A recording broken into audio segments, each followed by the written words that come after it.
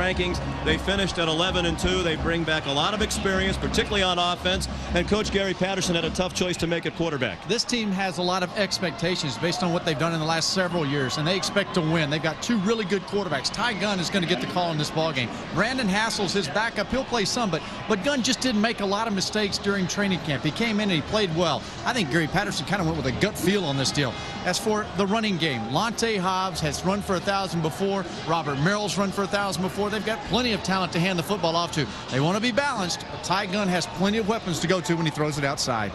Tonight, the Horned Frogs go up against the Northwestern team that finished very strong last year.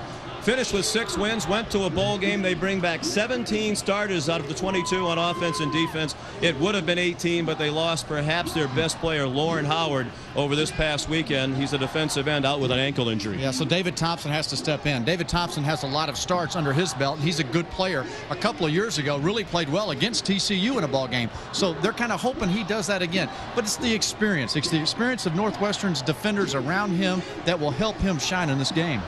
Northwestern made it to a bowl game last year despite the fact that their passing game was not good, and that's an understatement. They threw only 4 touchdown passes all season.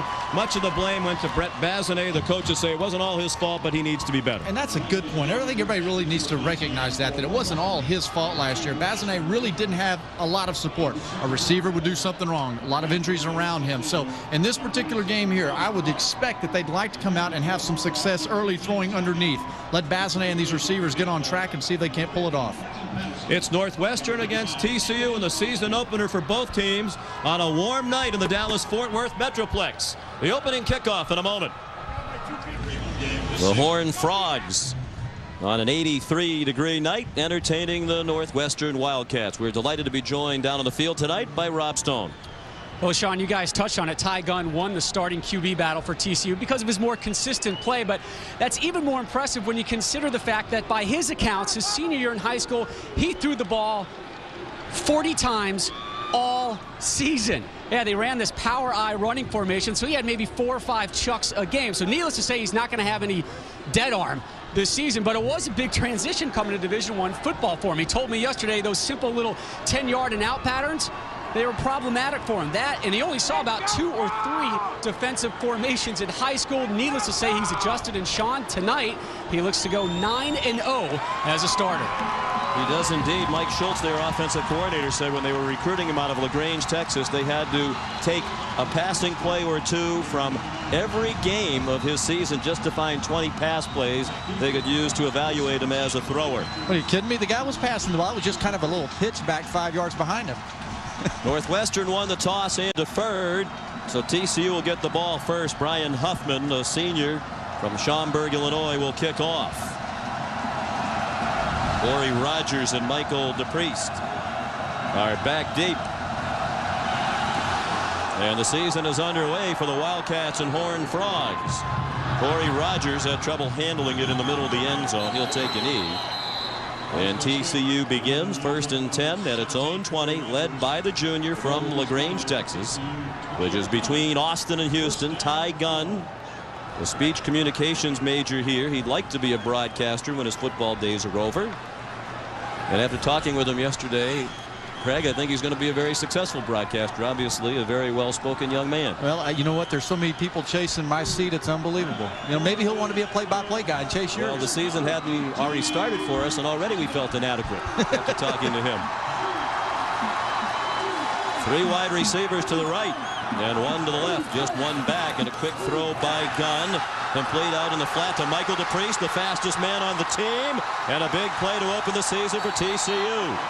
All the way out to midfield. A gain of 30. Adam Cadella, the middle linebacker, made the tackle.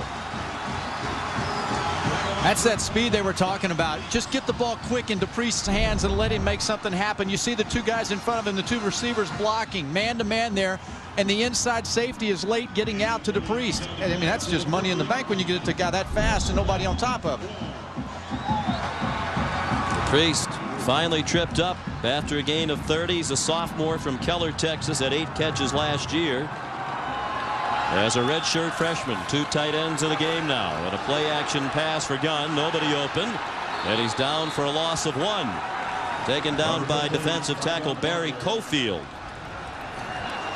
Let's look at the rest of the starting lineup for TCU, brought to you by Dos Equis. Hobbs will alternate with Merrill at tailback. Draper really the only inexperienced starter on their offense. And it is a veteran offensive line. Bray and Alabi, particularly Mammoth. Johnson, a senior, a fifth-year player as well. Lots of experience up front and talent. Gunn can run. He keeps it for 2.5. Into Northwestern territory at the 49. Luis Castillo took him down. He is the best player now on that Northwestern defensive front, particularly in the absence of Howard.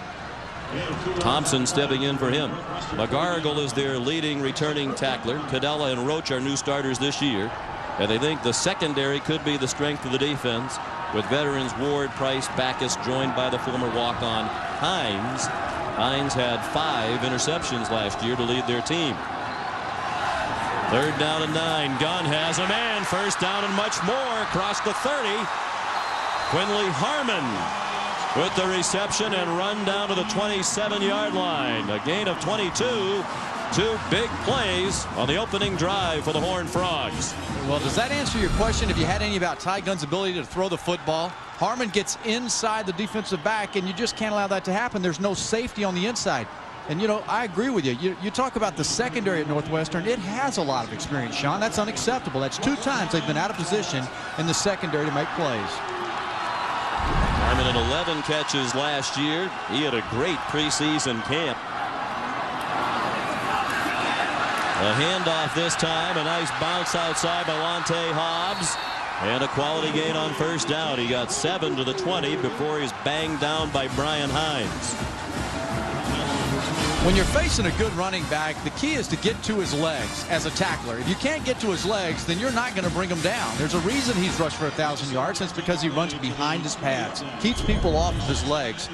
Lante Hobbs, one of those strong guys that the coaches said really has one big burst, that extra burst that maybe some don't possess. He set the school freshman rushing record 2 years ago when he was the team MVP. That freshman rushing record was broken by Robert Merrill last year. They will be a dynamic duo this year.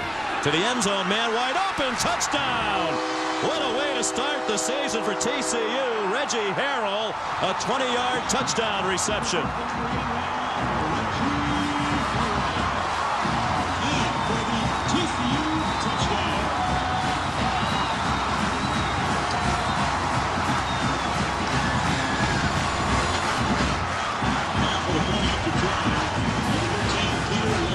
Three big plays on the opening drive. A very impressive start to the season. And the negative, the extra point missed. Peter Lococo, in his first kick in a college game, shanks the extra point off the right upright. They went 80 yards in under 3 minutes. Harrell the touchdown. 6-0 Frogs.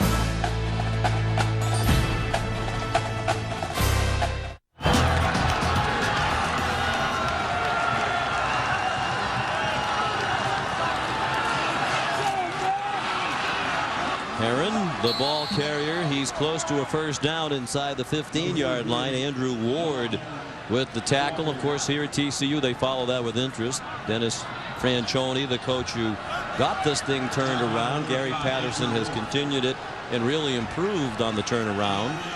In the interesting article today by Randy Galloway, a noted columnist here in Fort Worth, he said when Dennis was here, he wanted TCU to play A&M in Texas. They wouldn't play him. Now that he's at A&M, he won't play TCU. 3rd down and 1. Herron did not get there. Lost yardage back behind the 14. Raynorris Ray, the defensive end, led that surge from the Horned Frogs. This was the challenge, I thought, going in the game. Would TCU's defensive line be able to deal with the experience of Northwestern's offensive line? Just like a little bit of lack of patience on the ball carrier's side. If he were a little more patient, the guard could have gotten in there and given him the block that he needed. But Herron just kind of rushed up into him. Another field goal try for Brian Huffman. He hit the upright from 45 from the left hash mark. This is from 31, just inside the right hash mark. They have been a fake field goal team under Randy Walker, not this time. And that kick is no good. Well, they kicked only 7 field goals last year, fewest in the Big Ten. And they're off to a tough start with the field goals tonight. Huffman is 0 for 2. Now this is twice they've been down with an opportunity to score on the road.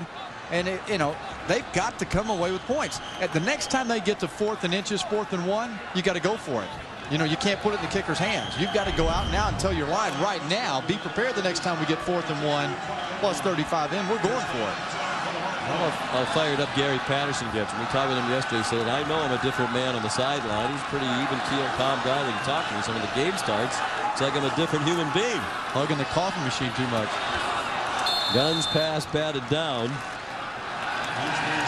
We had a chance to visit with Eric Hyman, the athletic director here at TCU last night. He was formerly the AD at Miami of Ohio, and his head coach there was Randy Walker. And he said, could you do us a favor? Don't show Coach Patterson that often. He's a great coach, but he just looks like he's a little too fired up sometimes down there on the sidelines, and he knows it. Well, that's what Patterson said. You see me on television, and some of these moms of these kids I'm recruiting, they're like, hey, that's a psycho. He goes, you get me away from the game, and you like me. I'm a pretty regular guy. Gunn has missed on his last 3 passes. The last one knocked down by Luis Castillo. And nothing doing outside. Excellent pursuit to the football by the Northwestern defense to take down Robert Merrill, led by Tim McGarrigle, who is their leading returning tackler. Let's send it downstairs to Rob Stone.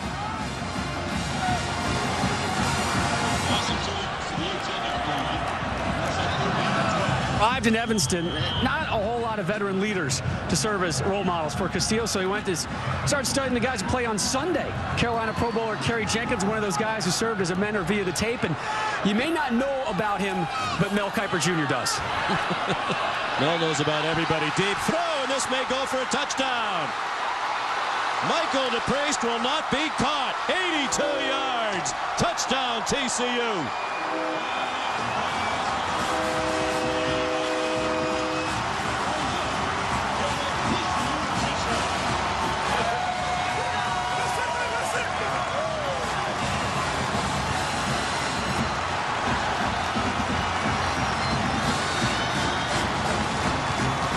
DePriest, the fastest man on the team, he was not going to be caught after he fielded the ball with no white shirts around him near midfield.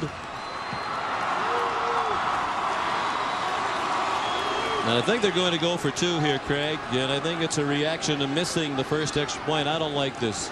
So often you chase the extra point you don't get early, and you keep not getting the extra point. Then you wish you just had the single PAT that you passed on a couple of times.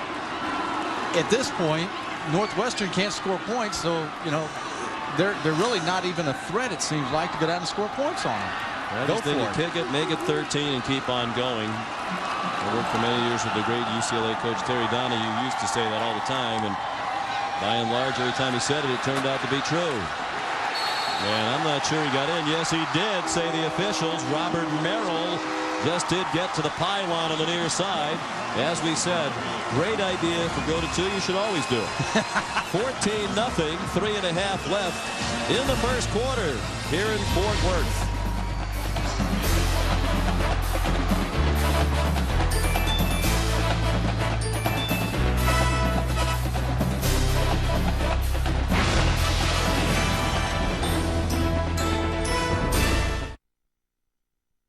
TCU leads by 2 touchdowns as we start the second quarter. Northwestern going to go for it on 4th down and 1.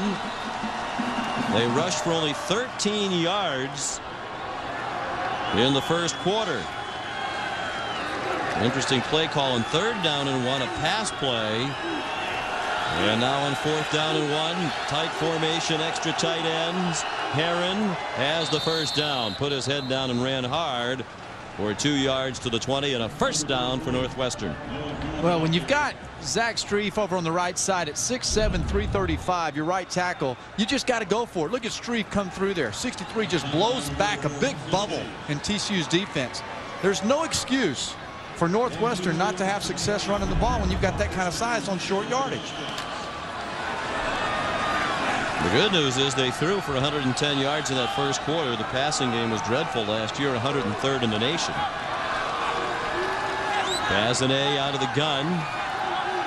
Might be changing the play. 3 wide receivers. He's throwing into double coverage, and it is incomplete, and there might be a pass interference call. Flag down. Jerome Brazil had the coverage on Sean Herbert. There was no need to interfere. They had that play well covered, double coverage with Brazil and Modkins. But it is pass interference and a big break for Northwestern.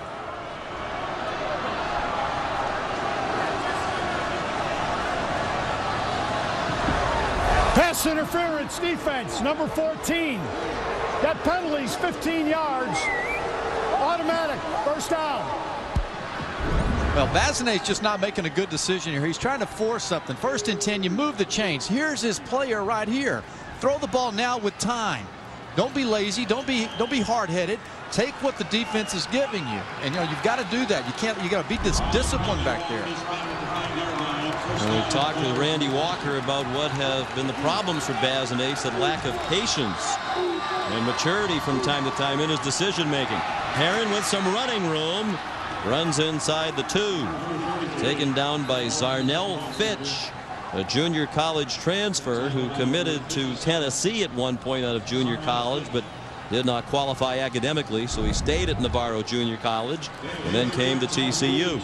Notice how all Northwestern's offensive linemen kind of reach. It's that zone blocking. They're going to an area, kind of stretching it, trying to get Herron to run up in there. Now, the key on zone blocking is you've got to depend on your running back to have vision to get a cutback lane. And at this point in the game, Herron hasn't been using his eyes. 2nd and goal from the 2. Wildcats within a touchdown as Herron takes it in.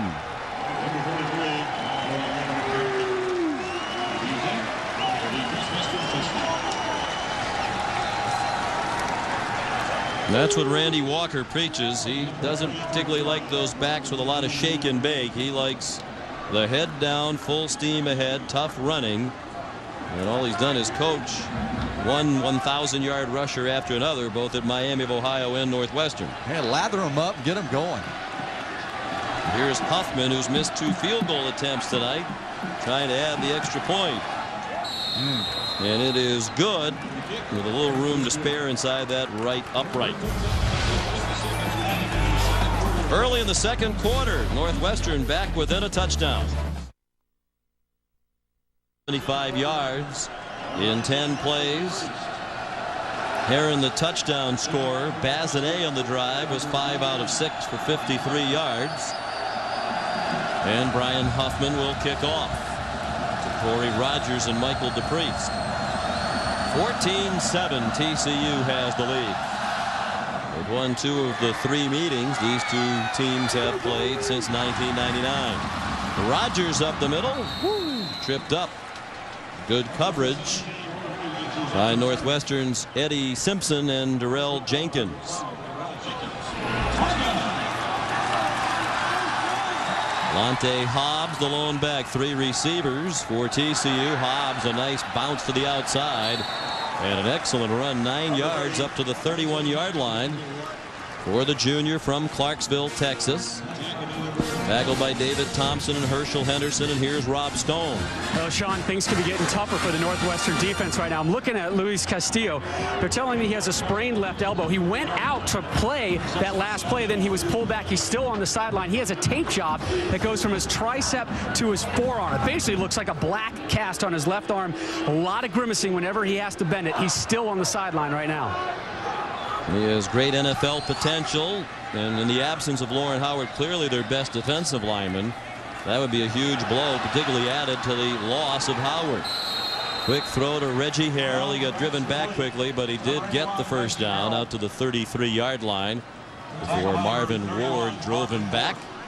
A gain of 3 and a first down for the Horned Frogs. Yeah, with Lauren Howard out of the ball game, and you lose Castillo, and you've really not gotten to the quarterback. And Ty Gunn's taking advantage of it. He's throwing on time. The series or 2 where they've had some success has been when they've made Ty Gunn throw the ball out of rhythm.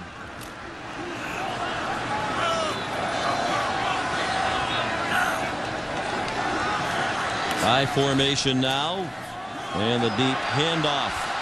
It's Lonte Hobbs bouncing outside for another first down. He's out to midfield. Finally chased down by the backup free safety Herschel Henderson. 16 yards on the run for Hobbs. Recognition on defense. Trevor Schultz, 53, is in the ball game right now. Here he is. He's going to run right up the field, and he goes too deep. You see what they do? That just helps the guard. There's a big void in there. You almost have to get your pads down. You got to kind of hunker down once you get beyond there and expect that somebody's coming to kick you out.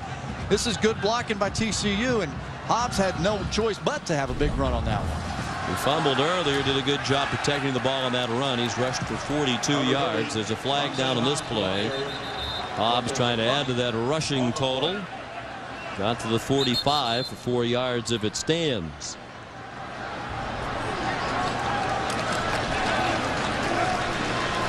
Face mask against Northwestern. Kind of like this year, Sean.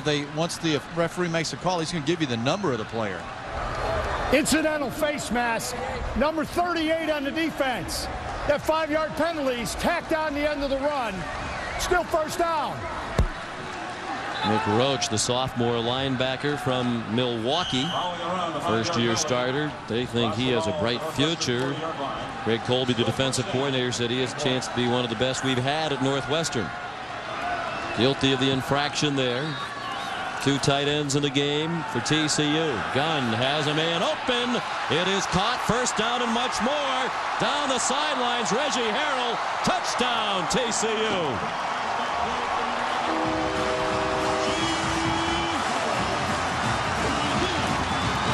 His second touchdown reception of the night. The third TD thrown by Ty Gunn. And it's back to a 2-touchdown advantage for the Horned Frogs. You know, the play action, it looks like it's going to be the option. 1st and 1, fools Northwestern's defense, and the timing of the throw. Gunn planted his foot and came right back across to Harrell.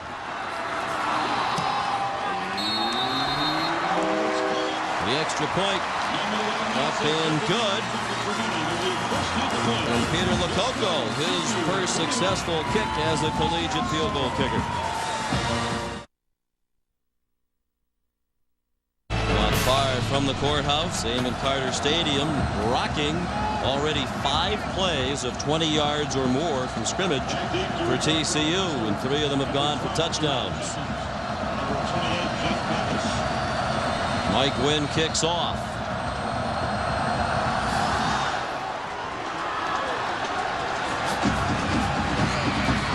Kick came down near the goal line, brought out by Darrell Jenkins, and he's smothered at the 21. A 20-yard return for Jenkins. This is a big play, Craig. This is all about execution. Reggie Harrell's going to come up in a cross. The safety's going to overrun the play. He's thinking option. He's thinking that Harrell's coming in to block on him. Look at all the pursuit from the inside out. Northwestern's defense just didn't recognize what was coming. There's your missed tackle. Free safety out of place again. The middle of the field's been a tough night now for Northwestern secondary. Well, right now they have to feel good about their choice of Ty Gunn to be their starting quarterback. 203 yards, 3 touchdowns. All of them touchdown passes of 20 yards or more. 20 and 40 to Harrell. With the 82-yarder to DePriest in between. Bazinet found Ashton Akins out at the 28-yard line. Northwestern and TCU in Fort Worth. Sean McDonough with Craig James and Rob Stone. Happy to have you with us on ESPN2. Their home attendance last year went up by more than 8,000 per game. They averaged 36,000. They hope to do even better than that this year, trying to captivate this Fort Worth market. There's a lot of competition here. Really with the Rangers in action, having an excellent year in Major League Baseball. Noah Herron out close to the first down. The Cowboys getting started. Plenty of other colleges in this area. But TCU Horned Frog fever is starting to take hold. You know, I grew up in this area around here, so I've seen TCU evolve. And now their facilities have really come about. They're top-notch. The coaching staff, it's a good staff. Gary Patterson has done a nice job of being consistent as a coach. And Fort Worth, it's a good city. A lot of people really like it. It's a good culture to it. You running for something here? Well, that was a nice chamber pitch there, wasn't it? It was. We expect nothing less from the proud native Texan, the pony Craig James. Inside handoff, and bursting through is Herron. Finally dragged down out near midfield. Jeremy Modkins finally got Herron down. Herron's actually dropped a couple pounds, but he's still in the 225 range. Well, I'll tell you what he's done now. Regardless of his weights, he's starting to use his eyes, but you see that there's a hole, there's a crease inside. Nice job. Northwestern's offensive line, man on man, no purple jerseys, coming clean, and Herron's starting to get a feel for it. His pads are set. They got to keep giving him the football. 11 carries for 36 yards for Herron. Bazinet's pass deflected and incomplete. Deflected, intended for Taylor Jones. Jesse Haney might have gotten a hand on it. He's another new player here at TCU as a junior college transfer. Haney's here from Butte Junior College in California. Well, he made a heck of a play there, just of knowing and expecting what was happening. And again, that's that Bumpus Patterson influence on their defense, just knowing what's coming at them. Twice in the last 5 years, this TCU defense has finished the season ranked #1 in the country in total defense. They were 38th last year, their worst performance. Nicely set up. Here's Mark Fillmore all the way down to the 20-yard line. They'll mark him down at the 18. 30 yards on the quick hitter to Fillmore, and he missed a lot of last year. If he could stay healthy, it would really help Bazinet. Well, it comes with a blitz here, and TCU just gambled, and Bazinet makes them pay for it. They come inside out. This is, I mean, look, you've got 3 that are here. Nice block downfield. Get back to the outside. That's away from the pursuit. Pursuit's coming from the inside out. That's why Fillmore used his speed and was able to get to the outside. Fillmore missed 4 games last season with a knee problem. Bazinet threw it sidearm, might have been deflected. Looking for Ashton Akins, incomplete. It'll be 2nd down and 10. Now, you know, just a feel that I have up here watching the game. They've had a little running success, throwing success. 1st and 10, I would have expected to come back, get Herron back in the game, give him the football. Keep that offensive line going. Get them in there, get them into the rhythm of the game.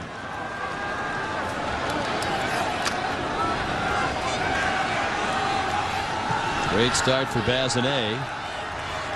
Last year he threw 4 touchdowns and 12 interceptions. He throws quickly, right on target. Boy, he looks confident tonight. He zipped one into Jonathan Fields. He'll be marked down at the 13-yard line, a gain of 5. It'll be 3rd down and 5. Lander Malone made the tackle. Well, the thing that he does, he finishes his throw, he goes through with it, and that's part of that Peyton Manning film study that he did this summer.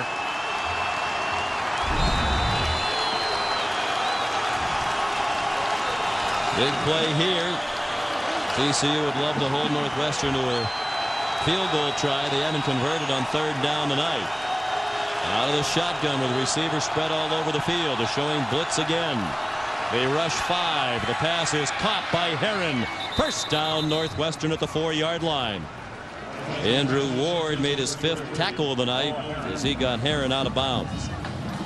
And a really good recognition that time of the quarterback, seeing where the blitz was coming from on the left side, goes opposite, blitz route to the right side, and a heck of a job. Pressure's there on the quarterback, but the timing and getting the ball out to Herron. Herron is a very good pass receiver in addition to his running skills. Terrell Jordan now the lone back. He's been bothered by some injuries in the preseason. Wasn't certain he'd see time tonight. He takes this handoff, trying to get outside, and he will not. Great play by Quincy Butler. His 3rd tackle of the half. He came up quickly, and no way Jordan could turn the corner. Yeah, you just can't turn the corner when Butler's coming from the outside like that. The play's got to go back up into the middle of the field, stretch him as much as you can, but you have no help on the outside. You've got to get the tough yards inside. These guys have the angles on you. No way you can outrun them to the corner. Loss on the play of 2 yards, back to the 6. 2nd and goal. 4 wide receivers, 2 to each side. Bazinet throws, touchdown, Jonathan Fields.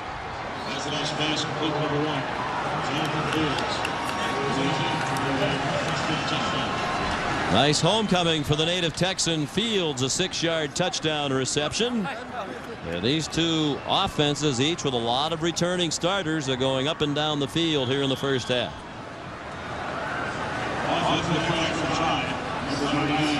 I know Bazinet took a lot of heat last year. We didn't see him play all that much, but he's a good quarterback. You don't have to watch much more than what we've seen so far to tell this guy has a lot of skills. Huffman adds the extra point. And they're back within a touchdown on the score by Fields from Bazinet. Sean, here's part of the reason that he's having a good night. He's got confidence in his receivers. Fields is doing his job. Watch Fields drive hard to the inside, top of your screen, drives inside, and then goes back out. Here he is. You see how he pushed hard? He allowed the route to develop. I mean, that was great timing there. He wasn't impatient. He didn't go one step and then jump back to the outside. And the timing is there from Bazinet to throw to Fields. And so when he's got the confidence and the receivers are running their routes and they're making the catches, it makes a big difference. Another scoring drive with Bazinet the star. He's 5 out of 6 on their other scoring drive. 4 for 6 on this one for 51 of the 79 yards. For the half, he's 13 out of 19 for 169 yards and a touchdown pass. He needs only 3 more TD passes to catch his total of all of last year. At this pace, he'll catch it tonight. TCU's defense at secondary again giving up big plays. Reason to smile for Fields, who saw no game action last year. Former defensive player with a touchdown reception now in his resume. Ryan Huffman to kick off. He might be a little leg weary before the night's over. The field goal tries, the extra points, the kickoffs. He's also the punter. They try to watch carefully how much he kicks in all of those aspects in practice. As Randy Walker says, you only have so many swings in a leg. Plenty of leg movement by Corey Rogers as he goes out to the 32-yard line. A nice return and excellent field position for the Horned Frogs, who really don't need it with the way they've played offense so far, led by Ty Gunn. After the 32-yard return, right out throwing comes Gunn. And he's on target to DePriest, who has the biggest play of the game so far, an 82-yard touchdown reception, one of 3 TDs thrown by Gunn. I really like Ty Gunn's performance so far. He's not trying to push things in, and at that time Harold coming across, he took what the defense gave him. You could see white jerseys trying to catch the crossing route, left open the flat. Now Lonte Hobbs. And it was a competition, Craig, among the quarterbacks, Gunn and Brandon Hassel, in the preseason. But it was friendly competition. Matter of fact, Gunn kept telling Hassel every time he'd make some nice throws in practice, you're definitely going to be the starter. Then Gunn would do something nice, and Hassel would say, no, you're going to be the starter. They're very good friends, drive to and from, practice together, hang out a lot, eat, go to movies. There's Brandon Hassel. He was 7-2 last year as a starter when Gunn was hurt. Gunn throws, it's caught by Marcus Brock. Now, we were told by the coaches the plan was to have Hassel play in the 4th or 5th series. We're that deep into the game now, but you get the sense that they just don't want to go away from Gunn. With Northwestern marching up and down the field, they want to stay with the hot hand. Yeah, exactly. Look, just settle. The precision, the discipline of the receivers at TCU is very impressive. And with Gunn finding them and seeing the game, you can see why they've left Brandon Hassel on the sidelines. Nothing against the kid. He's just got Ty Gunn in front of him right now that's playing well. A catch by Brock was the first of his career. He lettered last year as a true freshman, but did not have a reception. Long throw, incomplete. He was looking for Corey Rogers. It's a very tough non-conference schedule for Northwestern. A throw and a nice catch at the 30-yard line by Quinley Harmon. First down for the Horned Frogs after a pickup of 13. Jeff Backus made the tackle. Not only do they have this game at TCU against a team that's had a terrific run in recent years, they have Kansas in the non-league schedule, the bowl team a year ago. They finish at Hawaii. And of course, in between, that Big Ten schedule. What a season. That's not easy. On first down, back to the ground game with Lonte Hobbs. We're under 7 minutes left in the first half. TCU leads by a touchdown. Some people think because of all the returning starters, Northwestern has a chance to do what Minnesota did last year, come out of the pack and contend for the title. Do you think they could be the surprise of the Big Ten? I thought they had a chance to be number 5 somewhere in that conference, but after watching this first half of performance on the defensive side, they're going to have a long ways to go before they get to that record. On second down, the option pitch and a seam for Hobbs. And a good gain down to the 22 before Brian Hines knocked him down. This time last year, Hines was just being put on scholarship. Now he's one of the mainstays of this defense, the sophomore from Colorado. You see 21 come up to make the play in the alley. It's an option, really the first option that we've seen today in this ball game by TCU. Safety just late getting to the lane. Confused, and you got to understand too, I mean, they've had a lot of success deep down the middle of the field and up the hashes, so safeties are a little reluctant to come up. Third down and 2. They've been just about unstoppable tonight, and they're unstoppable here. Hobbs will not be stopped at all. Touchdown, TCU.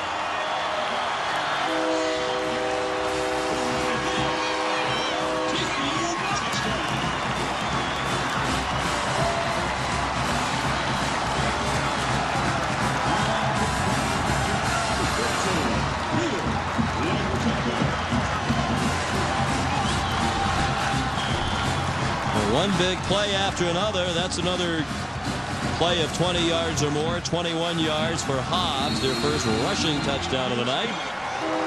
Twice the Cats have gotten within a touchdown, only to be repelled by the vicious Horned Frogs of TCU.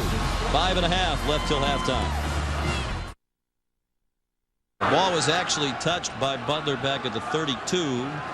So Northwestern picked up about 8 yards when they moved the football. Bazinet looking deep, goes underneath, and the ball comes out. It's an incomplete pass. Fillmore didn't have it long enough to have it be deemed a completion. Mark Walker had the coverage. It's probably just as well he dropped it. It was going to be a minimal gain with the clock running. But at least he didn't try to force it downfield. TCU came with 4, a little stunt El Paso up in the middle of the field. Nothing was there in coverage. They were covered up. All 3 timeouts remaining for both teams. 2:10 to play in the half. Wide open first half. The Horned Frogs lead by 2 touchdowns. 4 wide receivers. Bazinet on the slant, on target to Fillmore. Out to the 38-yard line. They'll need 4 more to move the chains. Jeremy Modkins, the free safety, made the hit. You know what wouldn't be a bad thing for Northwestern is if they could get Huffman back on the field for another kick to get some confidence going for the young man. He's missed 2 field goals. Crowd trying to spur on this Horned Frog defense for a stop. I guess if they stop him, they'd use a timeout. Well, they're not going to stop him on that 3rd down. Herron out of the backfield. Collard out at the 49-yard line. First down, Northwestern with 1:27 left in the half. Man, that's a hard pass to catch. It's a hard one to throw, and it's a hard one to catch. Herron's showing me something there. Really good job of getting on the corner there and catching it. Man, that's tough. First down and 10, Northwestern. Well, if you're a Wildcat fan, this has to be an uplifting first half performance for Bazinet. 16 out of 25 for 200 yards and more now on the completion to Sean Herbert. First down, Wildcats down to the 36-yard line. David Hawthorne, a backup linebacker, is going to split time in the middle with Andrew Ward, made the tackle. Sean, they have 3 timeouts left, so you know you want to, and only 1:20 to go. Clock stops, right? So plenty of time. Don't panic, and make sure you remember, you know, like after this play here, get up and get ready to call timeout.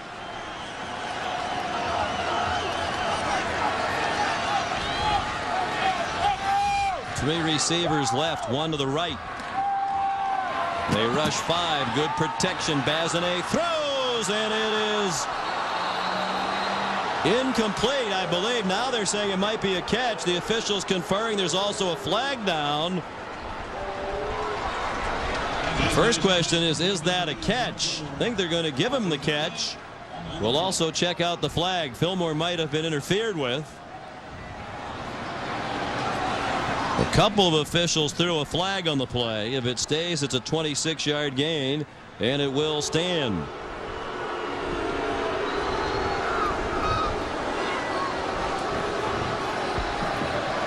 Well, Bazinet missed his man. Fields number 1. Look in the middle of the field. There he goes, right across the middle, right here. There's his guy. Now he forced it. There's the touchdown throw. Comes back to the other side.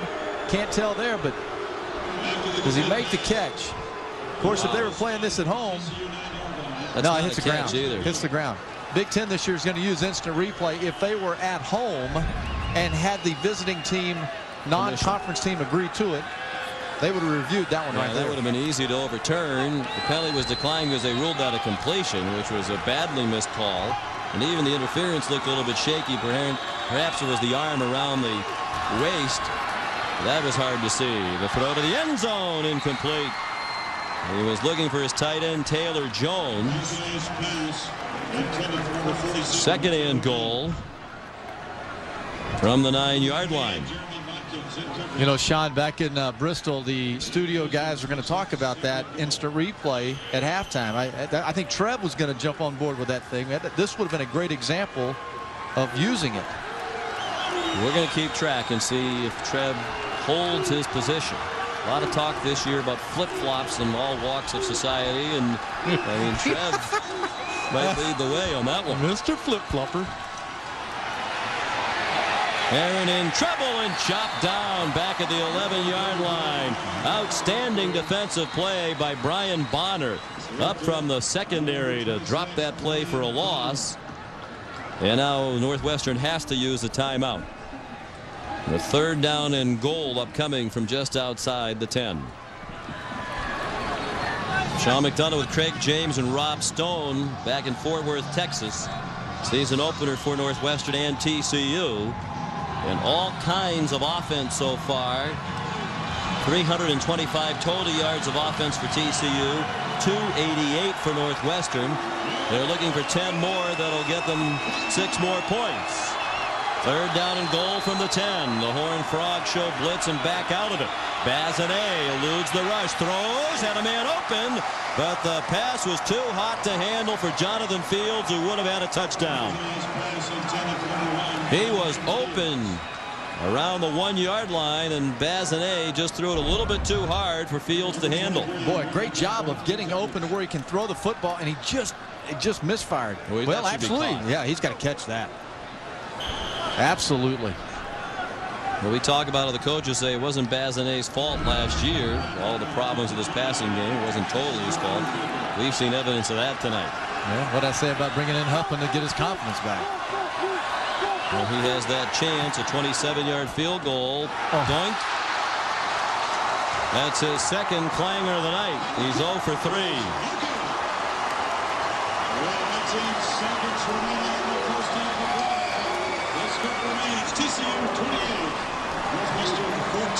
Well, that's a killer. When you know the other team is going up and down the field, you can't squander these opportunities. You know, the first one was a long one, 45-yarders, but the last 2 from 31 and 27, you have to make those. You know, Randy Walker's kind of laughing like, I can't believe this. That's 9 points right there. We go down the field, we do our job, and they needed that. Laughing like, I'd really like to strangle my kicker. Yeah, that's it. Yeah. And the Horned Frogs will take a knee and take it to the locker room with a 2-touchdown lead. They're fortunate to be ahead by that margin. 3 missed field goals by Randy Walker's kicker. Halftime in Fort Worth, and our score, TCU 28 and Northwestern 14. 28-14 Horned Frogs at the break. 612 yards of total offense combined in that first half. Sean McDonough along with Craig James. a nightmare so far for the defenses and the defensive coordinators. Wow. Northwestern's defense definitely has to gamble some. They've got to change things up. TCU needs to change, but they don't need to gamble a whole lot because they don't want to let Northwestern get back in the game. Both quarterbacks are hot. They're seeing the field. You know, right now, I think the big difference really is the kicking game and the lack of Northwestern. 3 missed field goals. By Huffman, Bazinet and Gunn, both outstanding in the first half as the quarterbacks. And Bazinet will have it in his hands first. Huffman managing a smile, but this team would be a lot closer had he been able to convert those 3 field goal tries. 2 off the uprights. Mike Wynn kicking off. Darrell Jenkins back deep.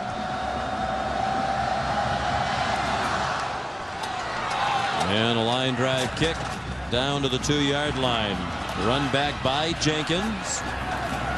They haven't had much in the kickoff return game tonight for the Wildcats. A 20-yard return. Let's check in with Rob Stone. Well, Sean, at halftime, I asked Randy Walker, our coach, how do you slow down Ty Gunn? Just said, we got to get more pressure on him. We got to make some tackles. Coach, obviously, your kicking game was a problem. You're going to stay with it. He said, hey, he's just off by a couple inches. We'll grit our teeth and bear it. On the flip side, TCU, Gary Patterson spent all of 1 sentence talking to his offense in the locker room. That 1 sentence, the game is 60 minutes. The rest of the locker room speech, all on the defense. Got to take away the big plays. Got to be more aggressive, pressuring, particularly on first down. Well, we'll see if he does that on first down then. This is the whole key to their defense, is putting their team in second and long. They haven't been able to do that much tonight. They will here, as that is ruled no catch by Mark Fillmore along the near sideline. Bazinet blaming himself, one of the few things he's done wrong so far tonight. He was 18 out of 29 passing for 241 yards and a touchdown in the first half. I think he's answered questions both quarterbacks have as to why they're on the field, and it really comes down just to the kicking. You know, that's 9 points right there that they could have had or probably should have had. This is a year in the Big Ten with a lot of turnover in starting quarterbacks. Northwestern, one of the few teams with a returner, even though he struggled last year. He's a veteran with experience, and that is showing up tonight. Ray Norris, the most experienced member of that virtually all-new defensive line for TCU, dropped Heron for a loss. 5 career starts prior to tonight for Ray, making him the most experienced player on that D line. Gary Patterson's speech at halftime must have worked. First down was efficient. Second down even more efficient.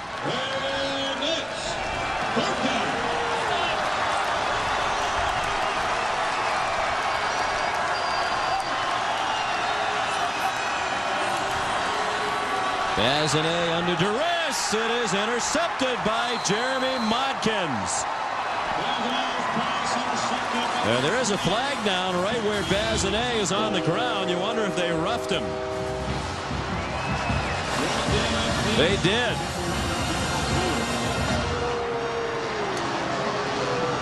And there's a flag on the play. Really a poor decision by Bazinet. The passer, 29. 29 went high to the quarterback's head. 15-yard penalty. Automatic first down.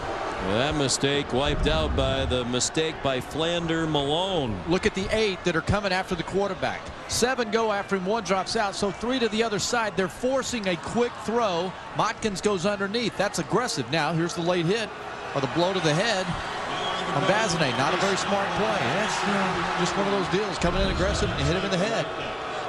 Malone has been mistake prone. Gary Patterson keeps repeating one word to him all the time: consistency.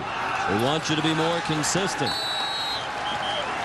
Terrell Jordan dropped for a loss back to the 29-yard line as we look at the first half stats presented by Rust-Oleum Epoxy Shield. No rust on these offenses after the 8-month off season. Look at the passing yards. Over 240 for both. And only 1 turnover. That was a fumble by Lonte Hobbs of TCU.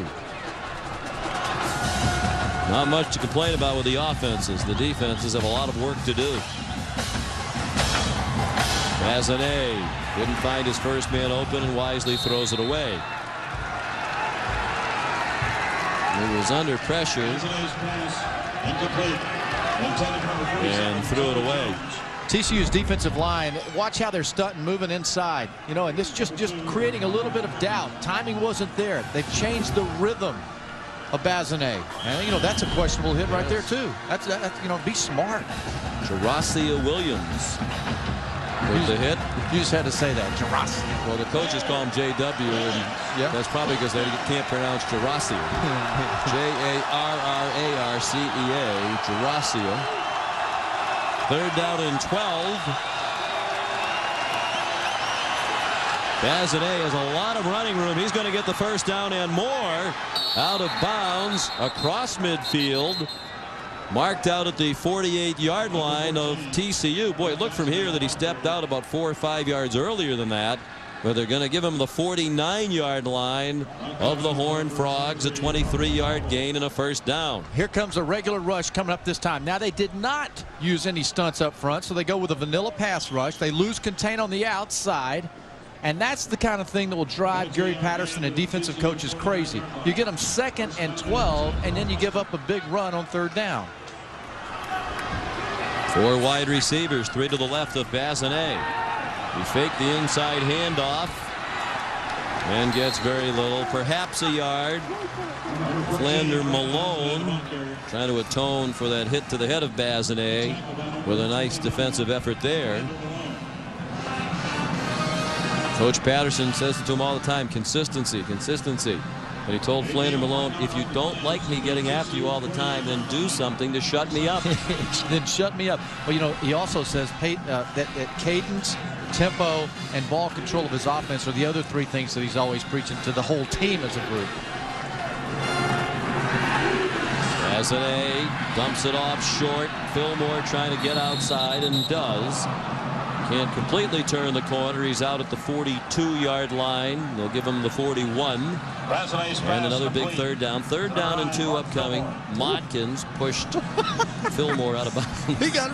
Hey, Patterson got shivered. I mean, he lost his watch there. His watch is loose. He busted his watch. He better put that in his pocket. He's going to lose that thing.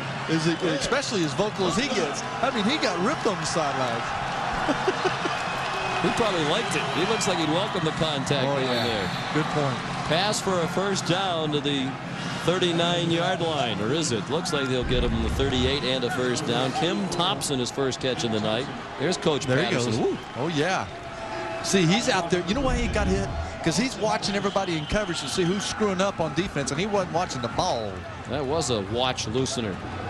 That was a deep cleaner. He'll be in the ice tub tomorrow. Getting him a little ice on his elbow. He's still fixing his pants. He's all out of sorts. I think that one's just a nervous habit.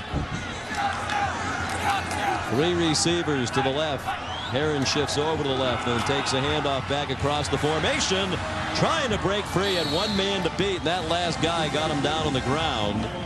It was Marvin Godbolt who made the tackle. They list him as the weak safety. There's nothing weak about Marvin. He bench presses 540 pounds. He's 6 feet 210. Nice job of the offensive line. That zone blocking scheme over there, just stay with the hole. Heron's running now. You know what? That the first 3 or 4 carries of the game. You agree with me? I just wondered what the most you ever benched was. I benched 405, and I felt pretty salty about that. Here's Heron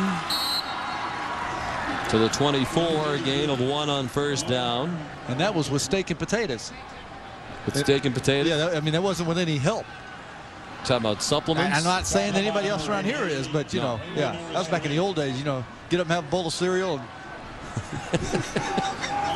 And then go lift. Absolutely. Just about even in total yardage. Really a pretty even game. Those 3 missed field goals loom large. Nice opening drive for Northwestern. They've converted on a couple of 3rd downs. They were aided by the blow to the head. And that wasn't a great pass by Bazinet. Brandon Roberson had to reach for it, could not corral it. Here's Rob Stone. All right, we got an injury update on head coach Gary Patterson here. I know you guys have been chomping at the bit about Watchgate. That hit he took, Pony, drew blood. Coach is playing bloodied on the left wrist right now, but he's listed as probable. He's going to carry on. They're going to go on it on a series-by-series basis. Oh, See yeah. that cut there just above the watch on his left hand. You know, if there's anybody in this stadium that wanted to have contact right there without a helmet, that was probably him. Big 3rd down and 9 for his defense. Has an A, doesn't have anybody open. And wisely throws it away. We are very high above this field and have an excellent view of the secondary. That was just outstanding coverage all the way around by TCU. Well, I know you're not supposed to pull for anybody, but, you know, just as a human being, you're hoping Huffman. He's up with a little extra practice at the half. And for his sake, you hope he makes it, because it is a long walk back to Chicago from here. And they might not let him on the team plane. This will be a 41-yard try. Missed from 45, 31, and 27. Twice he's hit the right upright. As the coach said, he's been missing by inches.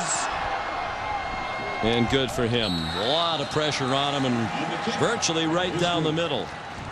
Undoubtedly a sigh of relief. Did you see him keep his head down? He did. Difference. Very nicely. Ryan Huffman has them with an 11. Campus. They tell us you really can't find any horned frogs around here anymore. Once they were indigenous to this area, but they've headed west with all the construction in this area. They've been uplifted out of their homes, which is really kind of sad. I found a horned frog one time. Did you really? I sure did, really.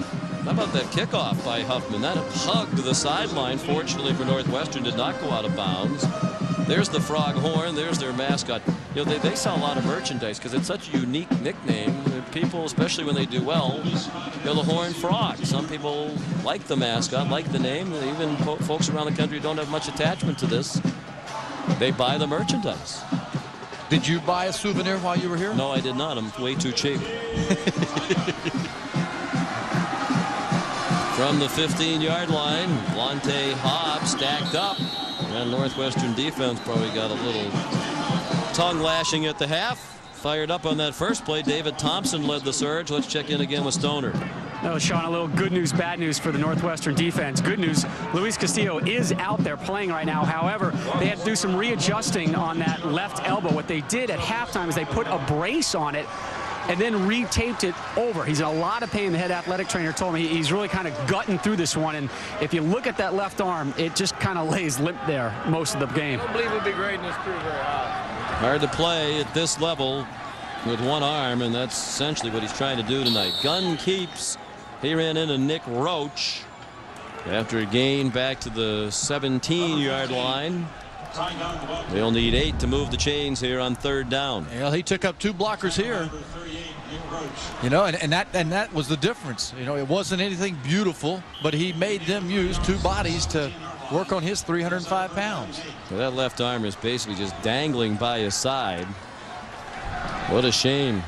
Castillo, a great student in addition to being a terrific player. 3.53 GPA in economics. Gunn's pass caught. There's Reggie Harrell again. He caught 2 touchdown passes in the first half, and on 3rd down and 8, he goes for 24 out to the 42-yard line. At some point, they're going to have to figure out that the crossing route coming across is something you have to identify. When he crosses the umpire right in here, I'm thinking, hey, there's a guy there that recognized it, but it's just slow. And boy, what a block! This is a Decleta. Not that one. There was another one on the sideline that was a Schlabanaka.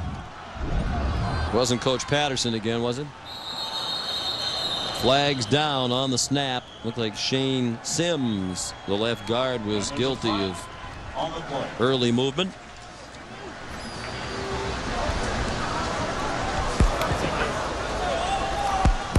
False start offense. Number 62, number 78. That 5-yard penalty. Still 1st down. Sims and Herbert Taylor. Sims, a multi-sport athlete here at TCU. He was on the track and field team, a shot putter, finished 5th in the Conference USA indoor track and field event. Whatever Northwestern talked about at halftime, I'm sure it was similar to Gary Patterson's speech, and that we got to do something to make plays and create second and long. Gunn throws, has him in again. It's Corey Rogers into Northwestern territory. Another first down to the 45-yard line before Brian Hines made the tackle. What a great night for Ty Gunn. Oh, and you know what? That pass we just saw, Reggie Harrell early on in the game, sets his feet, throws it down the middle of the field. And the thing that I noticed the most about him, like most hot quarterbacks, they're seeing the field and they're moving their feet, getting them right and set ready to throw.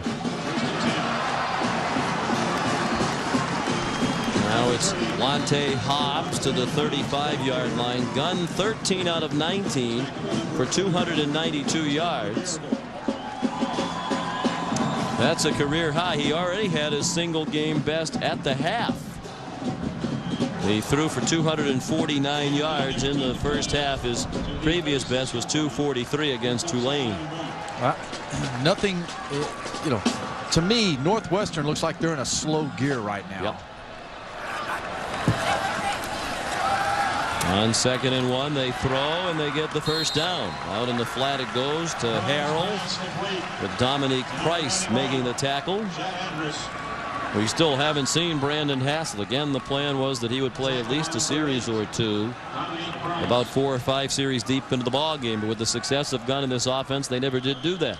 At some point in the season, history says they'll need a second quarterback. Both of the quarterbacks, Gunn and Hassel, have had injuries that have kept them from playing consistently. And you're not hoping that on anybody. Just reality is that 2 quarterbacks on the team that they have like this, both will play. Last pitch was by Chad Andrus, the backup tight end. Lonte Hobbs ran into Brian Hines at the 29-yard line. In the first half, it was quick strikes. Now here at the start of the second half, a long drive for a field goal for Northwestern, being answered by a time-consuming, ball-controlled drive by Gunn and TCU. I think Lauren Howard, a star defensive lineman for Northwestern, is being sorely missed. No question. And Castillo, playing with one arm, compounds it.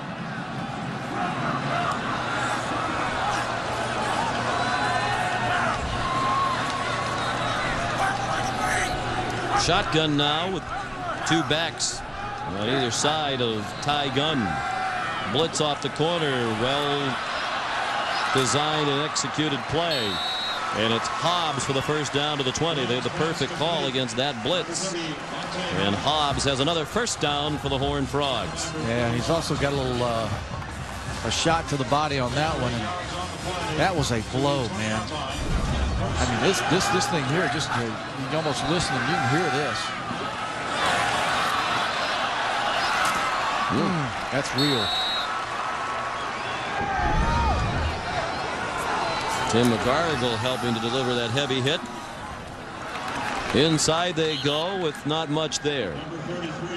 It's Robert Merrill for no gain.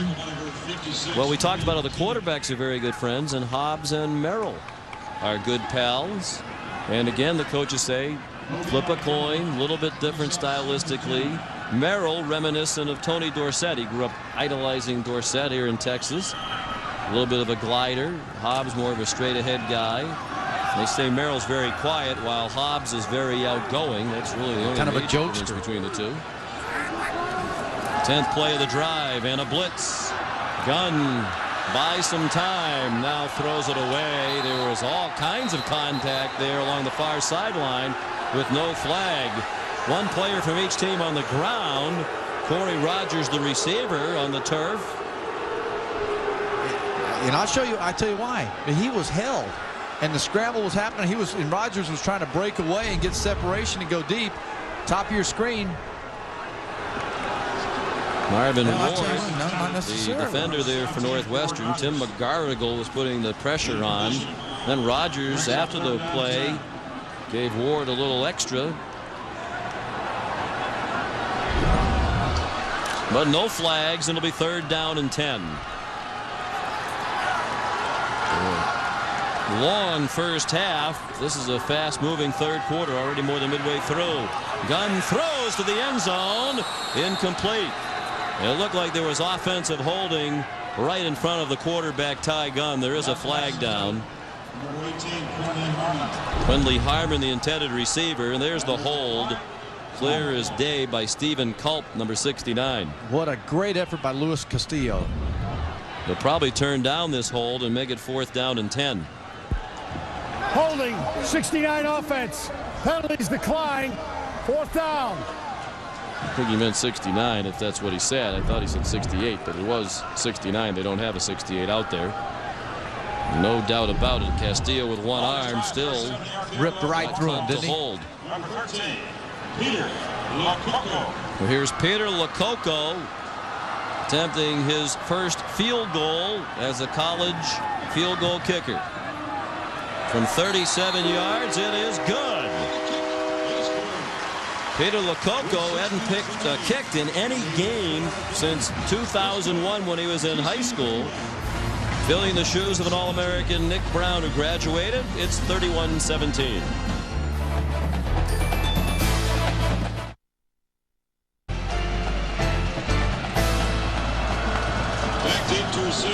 After a field goal by Peter Lococo, it's back to a 2-touchdown lead for TCU. And Mike Wynn kicks off.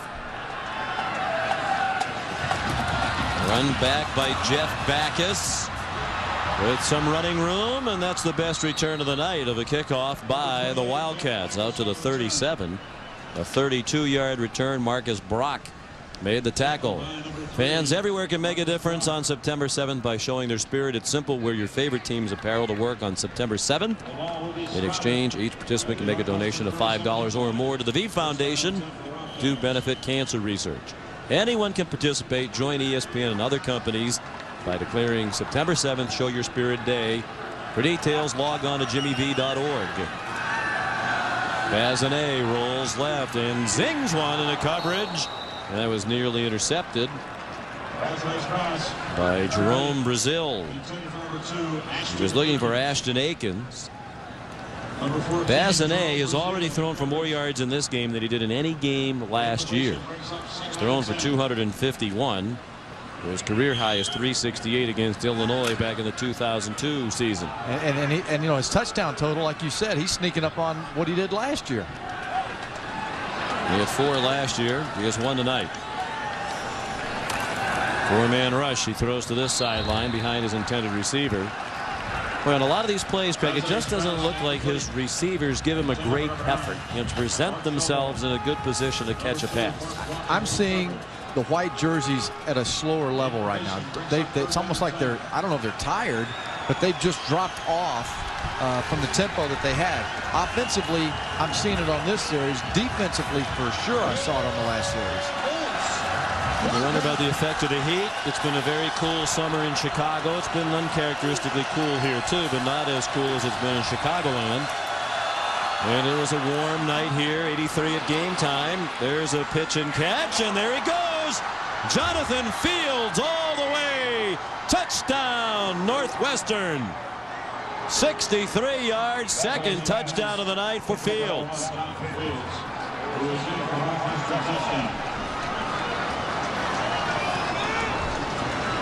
His 63-yard touchdown completion. Well, so much for that. Number 1 Fields didn't have any slow wheels there, did he?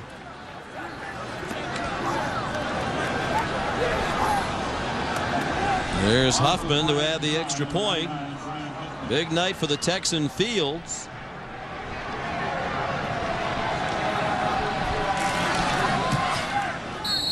And the kick is good.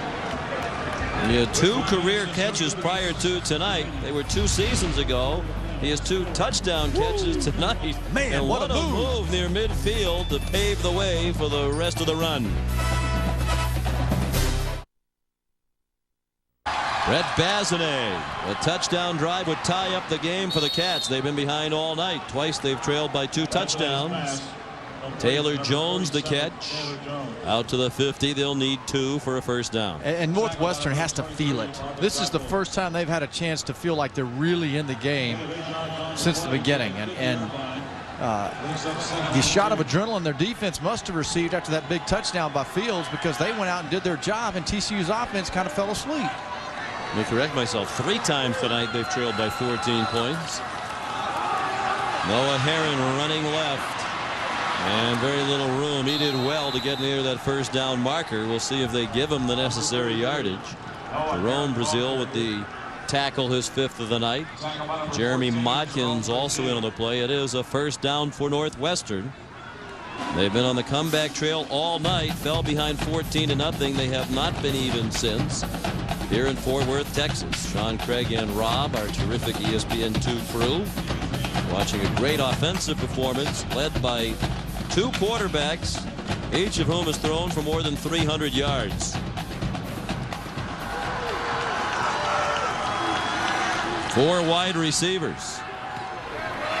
And a quick strike out to Sean Herbert. I think Northwestern fans are wondering, is this the same team we've been watching the last few years with that terrific running game? I mean, they have the ability to pass as well, but this is a different sort of look. Bazanet's got his receivers back. They're experienced. They've been working together, and that's what they kept telling us in our meetings. Hey, look, this team, we have the ability. Bazanet came out of a high school that they threw the football. So it's not like he doesn't have, you know, some credentials and background with some success with it. Inside handoff the other way to Noah Herron. Andrew Ward with his 6th tackle of the night. Now the pile's starting to go towards TCU's defense. When a tackle's made, it's starting to go towards the purple. You know, they're not pushing them back like they were. That's what we were talking about last year, near the bottom of the country. That's 130. In passing yards per game, among the best in rushing, led by Jason Wright, who went to NFL camp with San Francisco, was cut, but from what we understand, will probably be on the practice squad. And they're going to have a timeout here for a measurement. And while they bring out the chains, let's head down to Rob Stone. First down, Stoner. Yeah, Noah Herron's starting to get in the groove right now. You know, he was kind of a contributing backup to Jason Wright last year, but he chipped in, Sean, with 4 100-yard games. But that, my friend, is chump change compared to his goals this year. He expects 25 to 30 carries a game, and he is gunning for, get this, 200 yards a game. Way to set that bar low, Noah. Well, I'll tell you what, Rob, he may not get them all in carries. The way I've seen him with his hands and receiving the football, I'd go about, you know, 5 or 6 touches on the flats. He might get those 25 carries tonight. He has 18, but just for 55 yards. Bazanet throws on 1st and 10, and a nice catch by Fields. This is his night back in his home state. Modkins put a pretty good lick on him right as the ball arrived, but Jonathan held on for a gain to the 34, a pickup of 3. Yeah, you know, Bazanet, the way he's just throwing the football with confidence right now and on time, right before the defense is able to get to the receiver, he's throwing it with rhythm. I think TCU's defensive line's getting tired now. It's an inexperienced front 4. Bazanet, the option look. Herron puts his head down and gets near the 30. Martin Patterson made the tackle. He's their bell cow, as Dick Bumpus said, making his 25th career start tonight, but he's not been called very often. Of course, they've been in the passing game and not the run game. Patterson's made only 3 tackles. Well, he made a heck of a play there. He got almost cut down, knocked on the ground, and if he hadn't come from the inside out, hey, that could have been a big play. Patterson, a 3rd-year starter. Terrell Jordan in, lined up next to Bazanet in the gun on 3rd down and 4. A blitz. They loft it up, and the pass is incomplete, and a flag thrown. Sean Herbert got tangled up with Flander Malone, and if Malone had just let him go, the pass was going to be too high. I don't think that was catchable.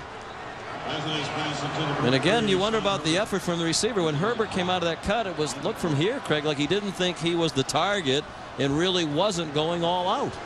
Yeah, but the fact the ball was a soft, kind of a lob, gave you the impression that he had maybe a chance. Well, he did. He jumped on his back. Yeah, definitely. Yeah. You know what? He might. More than likely, he wouldn't have caught the ball, but you know, that's a mugging. It's too close to say it wasn't catchable. Boy, do we have a familiar story here on TCU's defense. Pass defense, abysmal. Last year, their pass defense went downhill after the 4th game when Godbolt was hurt. He's back tonight. Maybe feeling his way a little bit, Sean. Maybe feeling his way. 11 months rehabbing that knee injury. A long road back. Now the inside handoff. Herron will get into the end zone, and the extra point would tie it up for Northwestern. His 2nd touchdown run of the night. This one a 16-yarder. 3 times down by 14 points. The Cats the extra point away from being even, but don't take that for granted with the way it's gone for Huffman tonight. You see that guy blowing right there his cheeks? TCU tired, fatigue. Shot of B12 just went over to the guys in the white jerseys. Had a teammate one time said, "Doc, give me a B24. I need 2 of them." 58 yards in 7 plays. The extra point is good. There is a flag down at the line of scrimmage. Looked like Quincy Butler was offside. They'll take the point. Offside defense, number 4. Penalty is declined. Point after touchdown, good.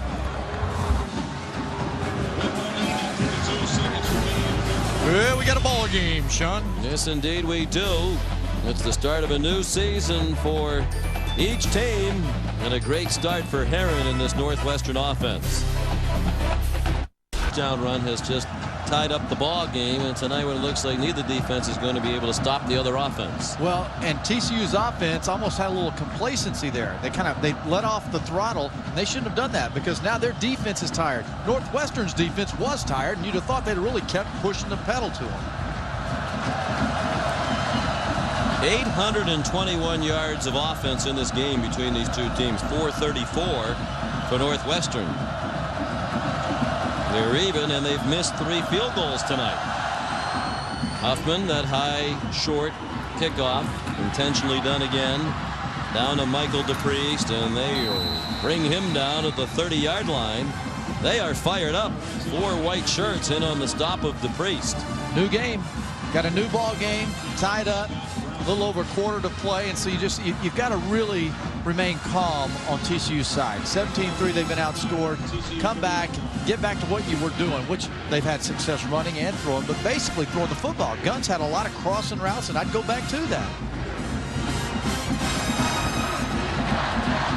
Ty Gunn, the junior, he has a brother who's a freshman here with them at TCU this year, not a football player.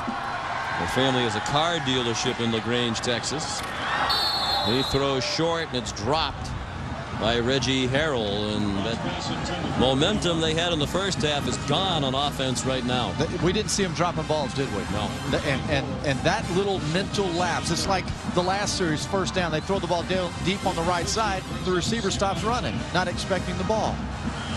5 straight incomplete passes thrown by Gunn. 2nd and 10 from their own 30. Inside of a minute and a half left in the 3rd quarter here in Fort Worth, Texas. Gunn, look out, had to get rid of it, and they throw it away into the arms of defender Dominique Price. Northwestern has it back at the 34-yard line. Gunn under pressure, threw it right into the hands of Price. It was Ryan Keenan, a reserve defensive lineman, putting the heat on Gunn. And you know what, Sean, that's that fresh reserve coming in the game right now. They can make a big impact when you have fresh legs late in a game like this. 56 comes off, gets right at 62, just lowers his head and throws the old boy. What's going on? I mean, it's just TCU has lost that edge. That was Shane Sims, 62, that threw the old boy at him, and fresh legs come in the game, make a play. Ryan Keenan, a reserve, helping to make that big play. Missed most of spring practice with a knee. He was a reserve last year. The interception by Price, the 5th of his career. First this season. Noah Herron back to the line of scrimmage, and that's all. And we run under a minute remaining in the 3rd quarter, and everything going against TCU right now. Well, Dick Bumpus, the defensive coordinator at TCU, said that a lot of his decision-making on who played in this game were the players who were tackling and maintaining assignments. So you're tired, right? Both football teams are mentally tired. There's Dick Bumpus, defensive coordinator. It's important for TCU's defense right now to maintain their assignments or they're going to get burned. Bazinet. That was a dangerous throw in the direction of Jonathan Fields.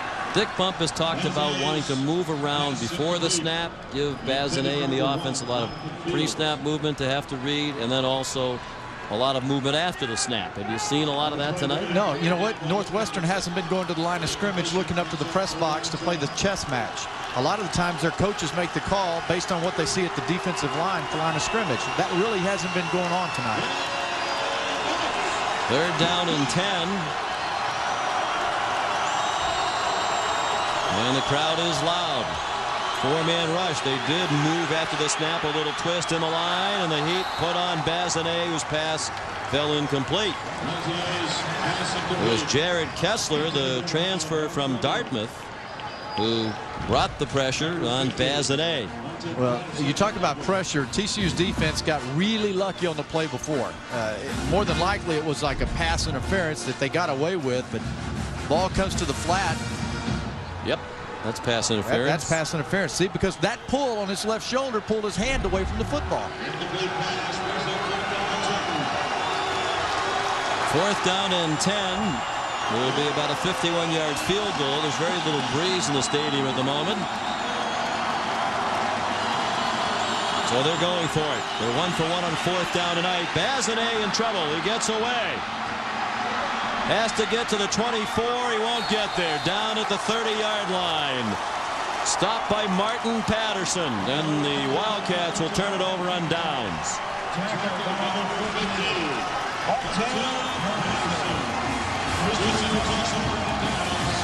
And you know, that right there is a smart play and a decision by Randy Walker.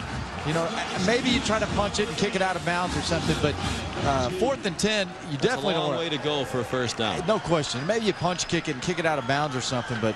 And again, your offense has had their way all night long. And, you know, you throw a little bit of a little hope. That's a big play. It's a momentum swing. On 1st down, Lonte Hobbs fighting to get to the marker. He's about a yard short with a powerful 9-yard run by the junior on what will be the last play of the 3rd quarter. A quarter dominated by Northwestern. They outscored TCU in the 3rd, 17-3. And the big night continues for Jonathan Fields. And Noah Herron's touchdown got them even. Quarter, these two teams have gone back and forth all night. Northwestern 3 times trailing by 14 points. Dominated the 3rd quarter to get even for the first time. 2nd down and a yard on the first play of the 4th quarter. And it's Hobbs for the yard and a first down. That's his 100th yard rushing of the night. And his 15th carry, Colby Clark, a veteran defensive lineman, making his 36th career start tonight. He's another Texan from Austin. He needed about 70 tickets to accommodate all of his friends and relatives who wanted to be here tonight out of Westlake High School. So you have to go to all your teammates and ask them for their tickets, I guess. Or they can just call the Northwestern ticket office and buy them. They've sold about 700 tickets for this game through the Northwestern ticket office. Boy, you're just a nugget machine. After we ate that lunch today, you just did a little more homework, huh? Well, more you can do, baby. Or, you know, go to the James Mansion here in Texas, and since the invite for that didn't come, hey, we'd have been mowing the yard. Pool and a pond would have been good for me. I would have been happy to see the pond, but I didn't get invited. Yeah, we'd have been out mowing around that pond. Maryland had us working. It is a first down for the Horned Frogs. They scored only 3 points in this half. After they went up and down the field at will in the first half, that throw a little bit too long for Reggie Harrell. It's almost now as if they can't figure out what they want to do. You know, in the first half they had everything going, and now they're trying to get back to find that thing they can hang their hat on, and it's not there for them. And he didn't go to his number 2 guy either. You know, the ball was a little bit deep, but he had 2 guys back there working on him. It's, you know, the mental discipline late in the ball game when everybody gets tired is to stay with your progressions. There's old Mike Schultz, the offensive coordinator, and, you know, 2nd and 10 is a lot different than that 2nd and 5, isn't it? He said yesterday, you know, there's the perception we're an option team. Last year, only 11% of our plays were option. We really do that as a blitz deterrent. We think of ourselves as more of an inside zone running team. Hobbs the catch, but he does not have the first down. He's 3 yards shy at the 49-yard line. Tackled by Tim McGarrigle, the linebacker, their leading returning tackler. He had 140 tackles last year, the 10th highest single season total at Northwestern. And that, you know, that was really kind of the right defense. Only 3 rushed. They got a little screen coming out there. You know, you can't give up that many yards. 3 jerseys white going in there. It's a little rush. They're tardy to recognizing what was going on and what the play was. 3rd down and 4. Gunn zings one. It is caught in traffic. Nice catch for the first down by Corey Rogers. Caught it with his hands extended. Marvin Ward had the coverage, but Rogers won that battle to the 47-yard line of Northwestern. Boy, what a great, I mean, just go for it. You know what? The wide receivers at TCU have impressed me with both catching, running, their speed, blocking. That was a heck of an effort. Rogers, very athletic, an option quarterback in high school. To the 40-yard line goes Lonte Hobbs. Adam Cadella made the tackle. He's a new starter on that defense as a sophomore with good football instincts, as you'd expect from a football family. Adam Cadella's dad, Dave, played tackle at Michigan, and another brother, Dave, was a 3-year starter as an offensive lineman at Virginia Tech. There's a lot of fluids flowing out of those bodies right now. And you saw Lonte Hobbs trying to pump them up and tell them, fellas, I can feel it now. I can feel this defense. They're tired. Y'all stay on top of them. On 2nd down, a man wide open. The catch made by Cody McCarty, the tight end. He's inside the 15, all the way to the 14-yard line. First catch of the night for McCarty. A terrific athlete who averaged 16 yards per reception last year. Yeah, but it's not the first reception in the middle of the field, is it, Sean? How many times have they gone to the middle of the field against Northwestern's defense and had success? Gunn steps up in the pocket strong, total tunnel vision to his tight end, and again to the middle of the field. Injured player is Stephen Culp, a junior from Tyler, Texas. Grabbing at his right knee. Playing guard tonight. He started at center last year in their bowl game, the Plains Capital Fort Worth Bowl, right here in their stadium. They lost to Boise State. He started that game at center because Chase Johnson was suspended for that game, the starting center, for a curfew violation. Let's see if we can get a look at the injury. Right in the middle of the center. He's working, fighting. Has his leg extended and got leg whipped. Inadvertently. Believed by Ryan Keenan. And they're still working on Stephen Culp on the TCU sideline. And Ben Angeli has come in. He's seen very little playing time the past couple of years. He's a junior.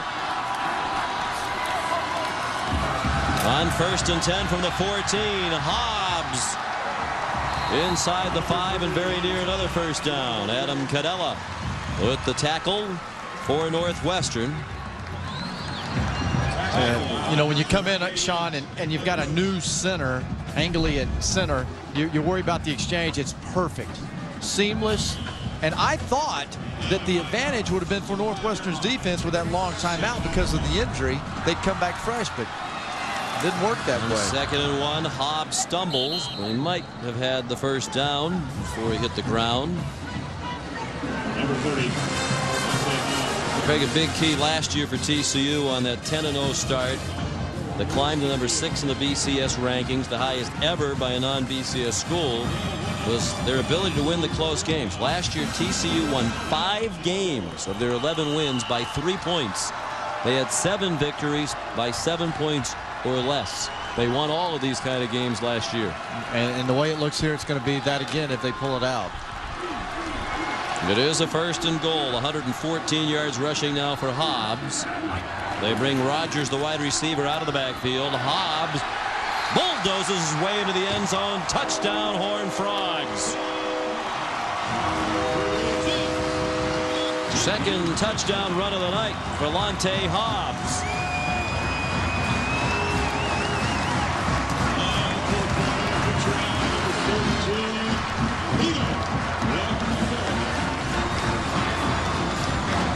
That was an impressive drive with the momentum working against TCU.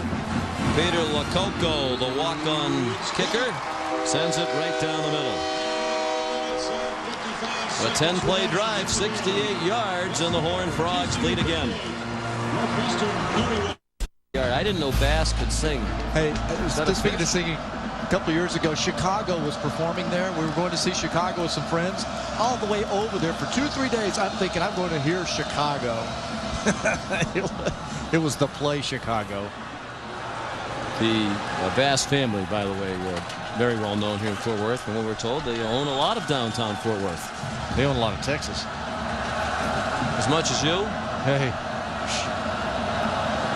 They got mini ponds. Here's Mike Wynn to kick off. TCU back in the lead. That one is spinning out of bounds. Not what they were hoping for right after taking the lead. Here's Rob Stone. Well, another thing they weren't hoping for was Stephen Culp to be out for the game, but that is the case. Right MCL sprain is what they're labeling it right now as they tend to him. The interesting thing about that, as soon as he went down, if you were a big guy and your number was 70 or 75 or 73 or anything, you were taking snaps. And they are very light in the center role right now. As Chase Johnson was supposed to start, bad ankle, he was taking some snaps right away. So we'll see who fills in for him. Johnson out with the ankle. Culp moved over from guard to center. And Culp went down. So Angeles played very little. Thrust into the spotlight at a very important position. Under 12 minutes to go. Northwestern has to answer again. The delay, that took forever. That was more than a delay. That was a coffee break. Terrell Jordan never did get out of the backfield. Jesse Haney in on the play behind the line of scrimmage.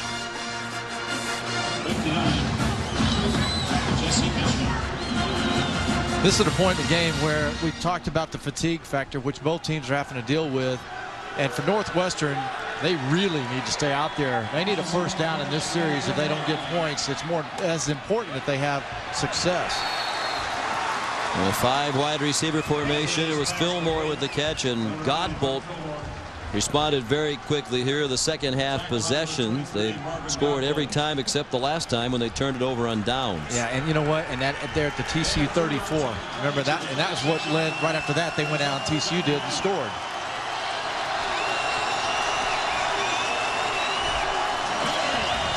Third down and 9, under 11 minutes remaining. Bassinet is thrown for 335 yards tonight. A flag down. It looked like Noah Herron was moving. Just the second penalty of the night. 5-yard penalty, still 3rd down. Second penalty of the night against Northwestern. For 10 yards in the first game, you always look for mistakes, and they played a mistake-free game virtually. They haven't turned it over, and they've been penalized just twice. You know, the route that has worked for Northwestern has been Fields and the wideouts driving hard to the inside and then going back to the sideline, towards the sideline. Work, drive hard inside and come back out.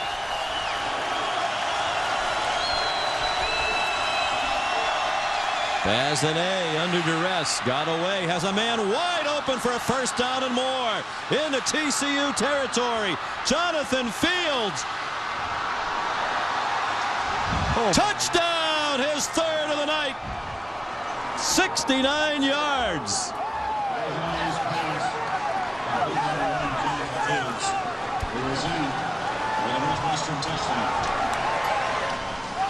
A 69-yard touchdown. Well, I had the name Fields right, but the route wrong. Wow. What a night he's had. It's field day for Fields.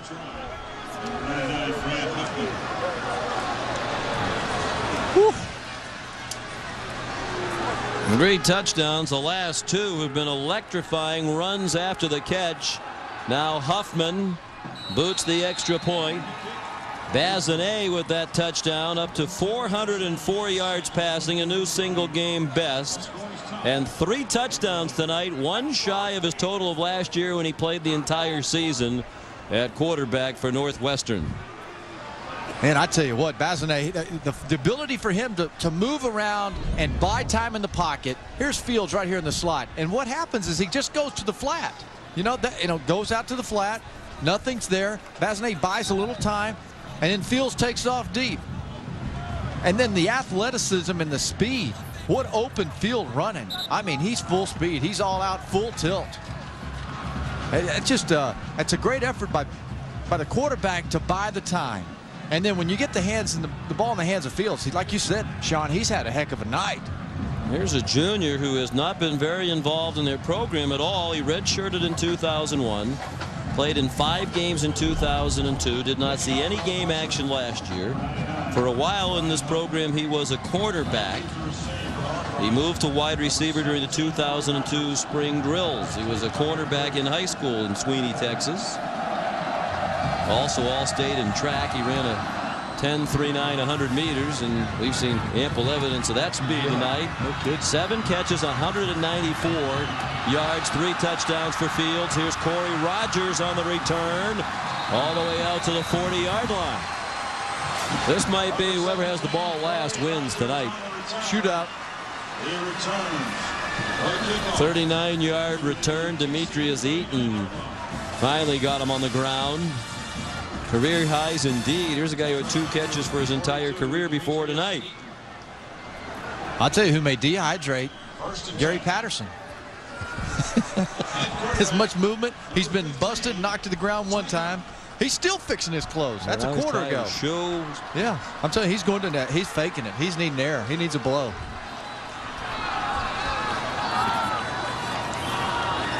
On first down, Gunn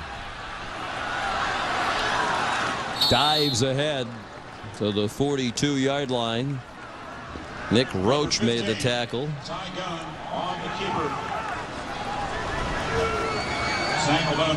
Come back to really what has hurt Northwestern's defense, and it is the crossing. It's the middle of the field. So they've just got to pick them up. They've almost got to, change it up. They've got to recognize linebackers have to find them coming across. That's been the death knell for Northwestern's defense. Gunn has thrown for 342 tonight. Yeah, there's and they were out of sync at the line. New center. It looked like it might have been a late snap because all kinds of folks were moving before that ball was snapped by Angeli. 79, offense, 5 yards, still second down. Well, they blamed it on Zach Bray, but we're not going to blame anything on Zach Bray. He bench presses 650 pounds. That is the school record. And it better be the school record. 650. I thought, I was amazed at Godbolt that he benches 540. I thought that was phenomenal. Gunn on second down throws into traffic, and it's dropped by Hobbs. Gunn spent the summer working on a lot of things, but he watched a lot of tapes of Peyton Manning, really tried to work on patterning his release, following through in his delivery, and they've spent a lot of time as an offense watching the Indianapolis Colts trying to work on that great play action game that the Colts have run for so many years well with Tom Moore, the coordinator, and Peyton Manning. it's worked well there. And if you can be disciplined, it really is an effective tool. Robert Merrill, 33. I'm kind of surprised he's not in the game because Lonte Hobbs, at this point, he's as tired as Northwestern's defense. You'd have some fresh legs to go at him. They empty the backfield on 3rd and long. Just a 3-man rush, and it still causes a problem for Gunn. He's across the line now and cannot run for it. Excellent closing by Tim McGarrigle. And that'll force a TCU punt with under 9 minutes to go in a tie game. Sean, I think TCU got away with one here. Lonte Hobbs, 30's coming in motion, all right? Watch when he comes in motion. And when he gets in motion, it's almost like Canadian football. Here he is in the middle of the backfield, comes down. Look at, is he not going down the, look at that. Yes, he is. Huh? That's crazy. How did that guy not see that? Oh, Canada. I mean, that's terrible. Yeah, that's good for the Rough Riders, but not good here. He got away with it. They still have like 6 teams named the Rough Riders in Canada. Do they? I think now there's only one. One of them changed. Good kick. It is a good boot by Brazil. Mark Fillmore has a seam and a nice run back to the 32-yard line. Michael DePriest made the tackle. 40-yard punt, 19-yard return, a chance for the lead for Northwestern when we come back. 971 total yards of offense combined between Northwestern and TCU. Northwestern with the ball, 1st and 10 at the 33. They have not led tonight. A chance to take the lead on this drive with under 8 minutes to go. Noah Herron for a couple out near the 35-yard line. Well, Sean, the key player right now on Northwestern's bench is probably 99, Brian Huffman, their kicker. Right? I mean, he's gotten back on track, you would assume. Came out at halftime before the second half started and worked on practicing some kicks. 3 missed field goals. Made his most recent field goal try. Man open, 1st down. Out to the 46 goes Ashton Akins, the senior leader on this team, a gain of 11. Well, last year they had a lot of injuries to receivers, and with everybody healthy to start the season, you can see the depth in this receiving core. A lot of different targets for Bazinet. You know what's not tired? 414 passing yards. And you know what's not tired in this game? Bazinet's arm. You know, he's thrown it 46 times now. A deep handoff to Herron. He avoided a would-be tackler behind the line and got to the 48 of the Frogs. They'll need 3 to move the chains on 3rd down. Here's Rob. Well, you guys are just talking about Northwestern place kicker Brian Huffman. I just stole a couple moments with him on the sideline. I said, hey, did the coaches talk to you at halftime about anything? He said, nope. Typical kicker. They just leave him alone. I said, did you make any adjustments? He said, no. All I need to do is kick it straight. One thing to keep in mind, I asked him what his personal best kick was. He said 56-yarder in high school. So start doing the math. Good job, Stoner. Career long of 38 yards in college. That was last season when he assumed the place kicking duties at midseason in addition to his punting. Herron gets the 1st down on 3rd and 3. Got 3.5. Strong running there. But he came here as a shake and bake runner, and Randy Walker has little patience for that. He wants that head down, straight ahead. We kept asking him, how do you have so many great running backs? So we get talented players, but so we also think we have a philosophy that works pretty well at this level, which is run straight ahead. And they spread you out. Create some seams in that running game. Bazinet on target again to Mark Fillmore. Short gain to the 39-yard line. They got about 5. The boys in purple are dragging right now. Yep. And Bazinet has to maintain his composure and work his way down the field. Don't try to force it. If they're giving you 5, take the 5. There's the 9th catch by Fillmore. He's over 100 yards receiving with 115. An option look. Bazinet to the 36-yard line, a yard short of the 1st down. Martin Patterson starting to pile up the tackles. That is his 6th of the night. And here at 3rd down and 1, 3rd and 2, this is 2-down territory. So you call it accordingly. Fields has not been in this series. He's had the huge night, and apparently it's taken a lot out of him. We understand he's been physically ill, noticeably so, on the sideline.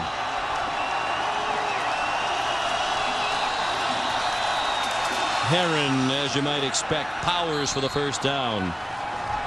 Patterson got him around the legs but couldn't stop him before the marker. First down at the 32-yard line, and Fields, after getting sick on the sideline, comes back in. Yep, but they did eventually get to his legs, but when you watch Herron run, watch what first hits his shoulder pads. Watch how there's his shoulder pads, and you have to work your way down to the legs, right? That's a strong runner. That's a good runner. As Rob told us, he wanted 25 carries per game. That's exactly what he's had tonight for 90 yards rushing. The pump fake and go, and it's Fillmore off his hands and intercepted by Marvin Godbolt. Looking to run it back, and he has some help. Then he goes out of bounds at the 41-yard line. Then took a late hit out of bounds. Ike and Dupway hit him out of bounds well across the sideline after a 32-yard return. What a change in momentum. A ricochet interception, a nice run back, and then the penalty for the late hit.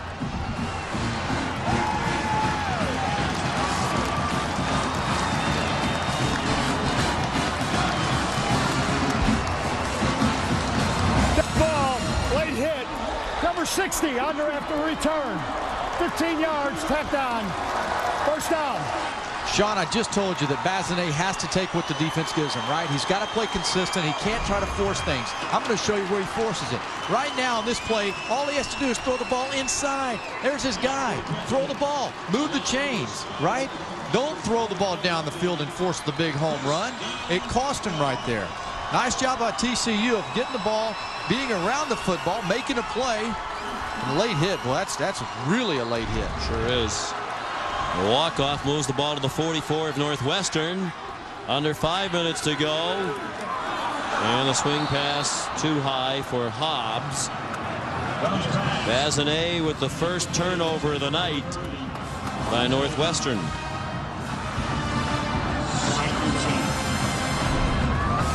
Well, they were doing everything that they needed to. He had his receiver underneath, and he just tried to go with it's almost like he'd predetermined, I'm going to fake pump this thing, and I'm going deep down the side.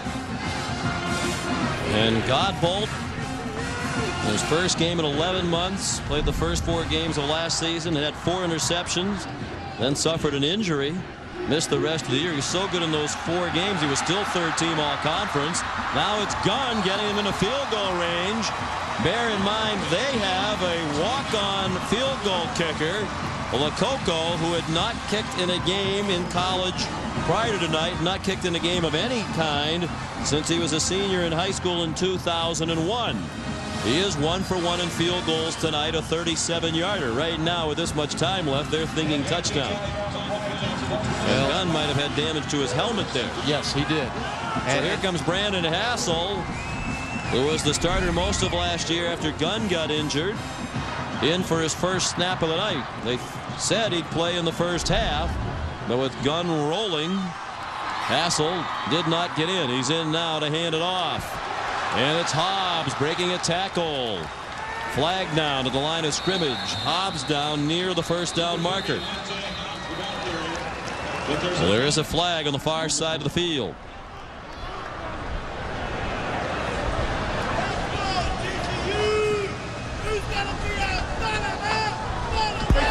Illegal formation offense. Only 6 men on the line of scrimmage. 5 yards, previous spot. Still first down. Well, Gary Patterson irate. We spoke with him yesterday. He watched the game, and many of you watched USC Virginia Tech when there were all kinds of penalties for 6 men on the line of scrimmage. Gary Patterson said, I'm so concerned about this. I called tonight's referee at home in Illinois and asked him, how are we interpreting this? What's the definition of 6 men on the line of scrimmage, not a guy not being up, somebody not being covered up? And they had a conversation on the phone. It's the first time it's been called tonight, but obviously it comes at a terrible time for Coach Patterson and his team. You're right, and these coaches watch early on. If there's a trend that's going to be called, they've got to figure it out and make sure their players are well aware of it. Hassel back on the sideline. Gunn has his helmet fixed. He's back in for 1st and 15. A pump fake. And then the throwaway. They didn't go for the fake. His receiver was covered, trying to get it to Quinley Harmon.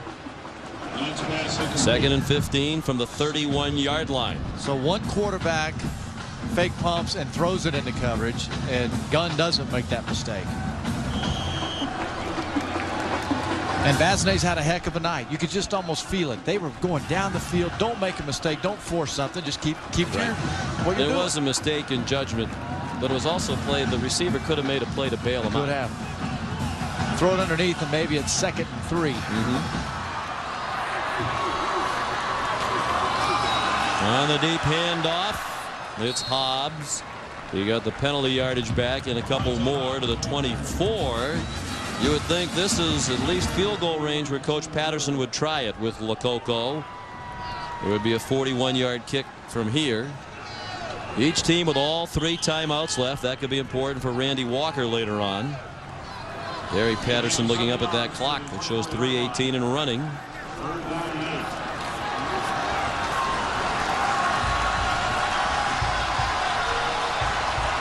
Third down and 8. They empty the backfield. Gunn with a 5-man rush has a man. Touchdown, Corey Rogers.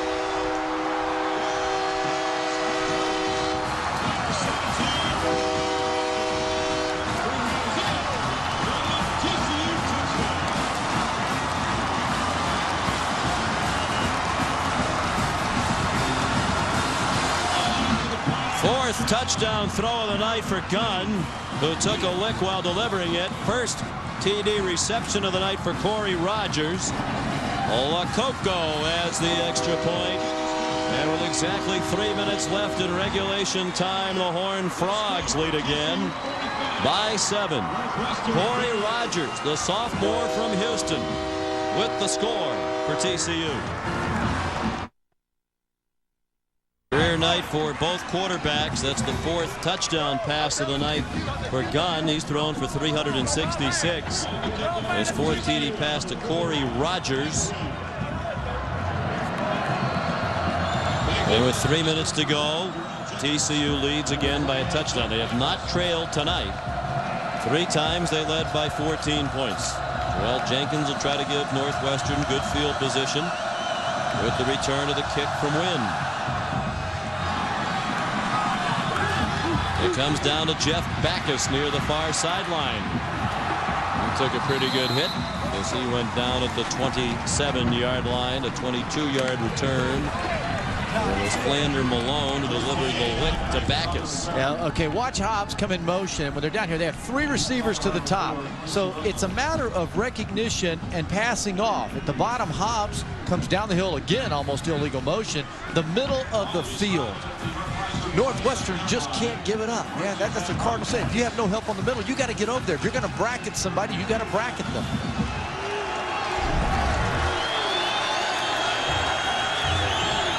Out of the gun. Lots of time left for Northwestern. All 3 timeouts. The clock stops anytime they move the chains. Sean Herbert the catch.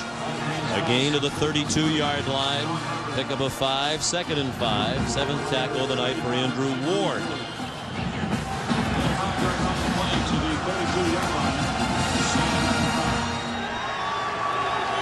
Ward's had a good night tonight. He's a transfer from Colorado, sat out last year. That'd be Fields, inside slot.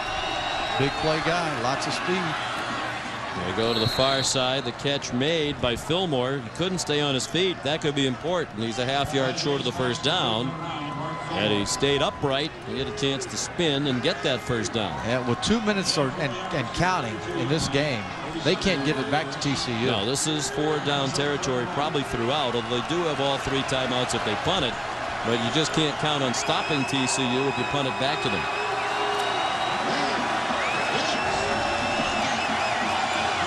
Northwestern might want to move a bit more briskly in and out of the huddle here. Down to 8 on the play clock. Bazinet tripped and goes down for a loss back to the 34. Boy, how big does that failure to pick up the first down on the spin look now? They're facing a 4th down and 3, and they'll use their first timeout with 1:34 left. Huge play here. 4th down and 3. Minute 34 to go. Northwestern at its own 34. Down by a touchdown. What do you look for, Craig? Well, Sean, on that last play there, Fields was not on the playing field. And I would find, number one, the drive in and coming back to the flat has been very, very successful for their offense.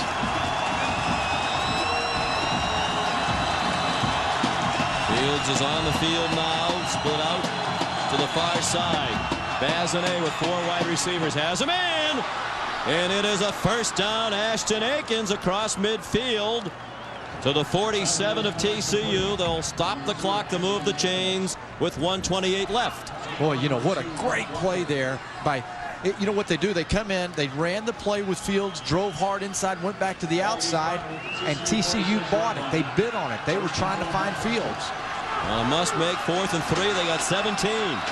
Bazinet zips it to this side, and a good tackle made immediately on Fillmore by Jerome Brazil. And you could see Fillmore gesturing, hey, let's hurry this thing up as the clock is nearing a minute remaining. And they're running somebody in late off the sideline. It's Fillmore who goes off as they run in the tight end Taylor Jones. 4-man rush. Still pressures Bazinet. Throws back into traffic, and a catch made for a first down at the 35 by Fillmore. Oh, is he lucky there or what? Yeah, that violates every rule. The throwing late back against the grain into the middle of the field into coverage, but he had the arm strength to do it. Fillmore sat down and waited patiently for that one to arrive. And I don't think TCU's defense had the legs to take advantage of that poor decision. From the 35. The catch made by Fields. He was 1 tackle away from breaking that one into the end zone. Eric Buchanan, a reserve safety in there for this tired TCU defense. He chopped down Fields. They're short of the first down, so they have to use another timeout with 30 seconds to go. Boy, wouldn't they like to have 2 of those 3 missed field goals right now? Man, you are sharp. Opening game. Just a part of you. Just trying to keep up to your high level, partner. 1 timeout left. And the good news for Gary Patterson here is his team has a 7-point lead, but he knows his defense is on the ropes. They're on the ropes. They're tired. Northwestern's down to 1 timeout. So they can still go to the middle of the field. And again, the clock stops. It's 2nd and 1, second, you know, a little over a yard. So the clock will stop. They need to call 2 plays in the huddle. They've got to go to the line of scrimmage. They've got to have 2 plays. And the linemen have to recognize, get up off the ground. We got to get back to the line and go.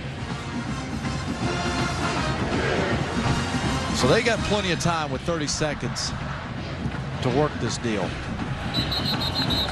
Bazinet, 34 for 54, 469 yards, 3 touchdowns and an interception. And Gunn has thrown 4 touchdown passes. Fillmore for Northwestern up to 12 receptions, 131 yards. Fields, 8 catches, 202 yards, and 3 touchdowns. Bazinet on 2nd and short. To the sideline, good play. Out of bounds to stop the clock. Noah Herron got the first down to the 20. 26 seconds left. Andrew Ward with his 8th tackle of the night. Sean, here's the advantage at this point in the game to the receiver, because that defensive guy's, he's just as tired as the wide receiver, but he's having to react. The receiver knows where he's going, and it's a lot slower reaction at this point in the game for the defensive back. We can still use the middle of the field with 1 timeout left.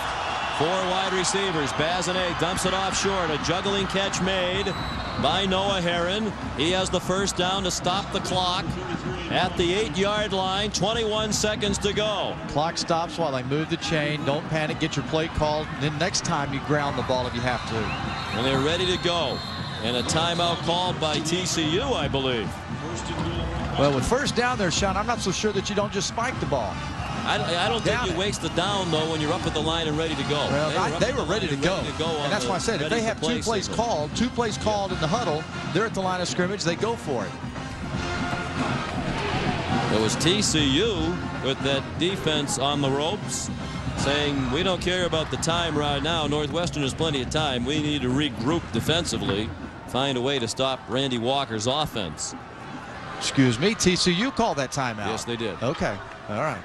There's Dick Bumpus, the defensive coordinator, working with Gary Patterson. They're longtime friends. They've worked together elsewhere. Patterson, as you've seen tonight, actively involved in the management of the defense, really actively involved in just about everything.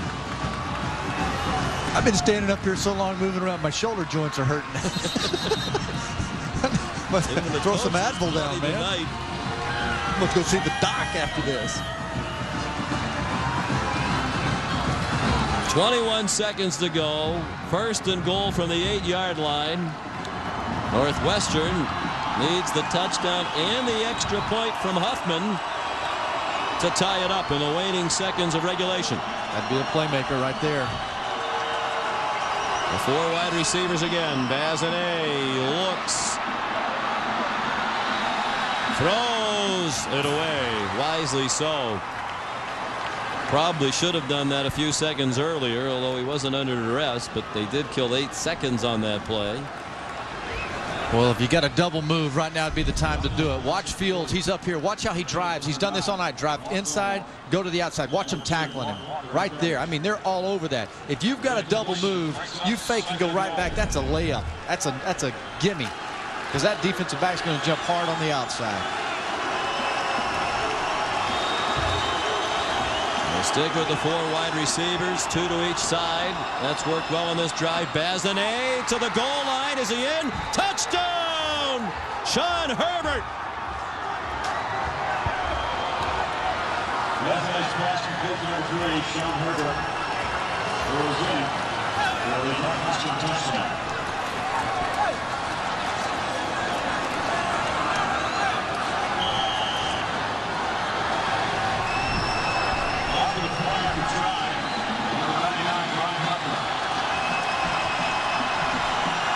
So now the pressure on Huffman. And he drills it right down the middle. And the kick is good. With 9 seconds remaining. Bazinet The score is tied 4-4. threw 4 touchdown passes all of last season. He just threw his 4th in tonight's season opener. They played the whole year last year at quarterback. 3 to Fields, and then this one to Herbert. And the extra point ties it. We're looking at the specter of overtime with 9 seconds to go. Oh, man, nice effort. And the pass protection, that offensive line, giving him time to throw the football. Both these quarterbacks have had time to throw. 2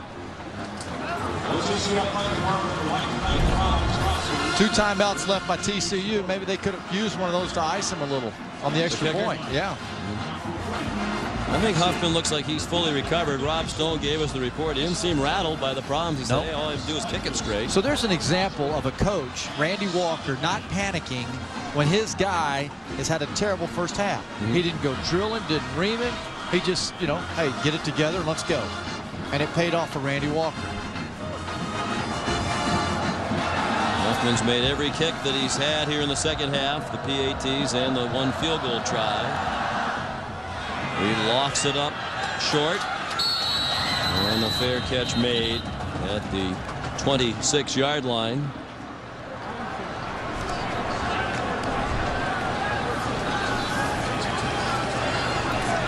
Couple of timeouts left, 9 seconds to go. Throw it down the field, right? I don't think so. Yeah. What happens if you get a pass interference? They're on their 27-yard line. We'll see, maybe. It's been a game of offense. You never know. Andrew Kalovich made the fair catch, backup linebacker on that pooch kick. Looks like they're going to take a knee to the chagrin of the crowd of 26,843. And that'll be a disappointment. With the big crowds at the end of last season, they were hoping the momentum would carry over. Coach Patterson hoped they'd get between 35 and 40,000 tonight. They'll come up well short of that. Those who are here have seen a great game, the overtime after this. Of overtime. 45 all is our score at the end of regulation play. Usually the team that wins the toss chooses to go on defense first.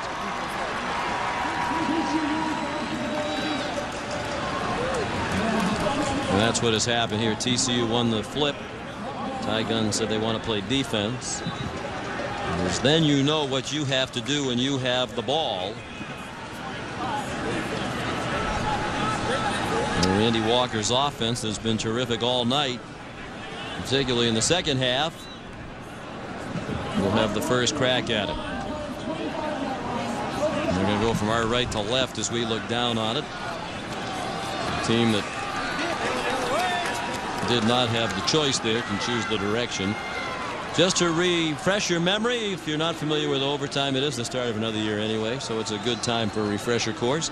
Each team offense gets at least one series. You're guaranteed one possession on offense, starting at the 25-yard line of the opponent. And it's regular football. You keep playing until you score or fail to make a first down. Once we get after the second overtime, if the score is still tied, each team must go for 2 after a touchdown. That's a thing they put in a few years ago to try to get the game to end eventually. This is one of those you don't want to see end tonight, though. This has been entertainment from start to finish. Absolutely. I was going to say hats off to both teams. A lot of courage out there. First game, you don't have quite the condition you have, a month into the season. These guys have sucked it up for sure. All-time overtime records. Northwestern has never lost an overtime game. TCU is 2-3. That long drive to send the game in overtime, 73 yards, 11 plays, 251. They converted a 4th and 3 in their own territory. If you're a Northwestern fan who was on Brett Bazinet's back last year, get off it. I think they are off it without us. No, they're on it now. They're on it. Back. They're on his back now in a good way. On his bandwagon back. 495 yards and 4 touchdowns for Bazinet. Pump fake, throws to the far sideline. Nice catch for a first down. Ashton Akins with his 8th catch. He has 8. Fields has 8 for 202 yards and 3 touchdowns, and Fillmore has 12 catches. That just shows you Bazinet's development as a quarterback. They'll watch this in film and they'll say, now look, that's a great decision. You could have run easily. He throws the ball down the field for a 10, 11-yard gain. And you have to feel like if they don't make a big mistake, they're going to score a touchdown. Just the way this is going, there's nothing that would indicate TCU can stop them right now. The handoff to Noah Herron. He ran for 90 yards in regulation play on 25 carries. Martin Patterson made his 8th tackle of the night. Herron also has 2 touchdowns rushing tonight. And he's also had some nice catches out of the backfield. And Herron, that's where I think he's just as dangerous out of the backfield as he is running the football. In regulation play, 1,128 total yards of offense, 616 for Northwestern. 512 for TCU. Bazinet has a man down to the 7-yard line. It's Sean Herbert who scored the touchdown that tied up the ball game in the waning seconds of regulation. He got up limping after the hit from Elvis Gallegos.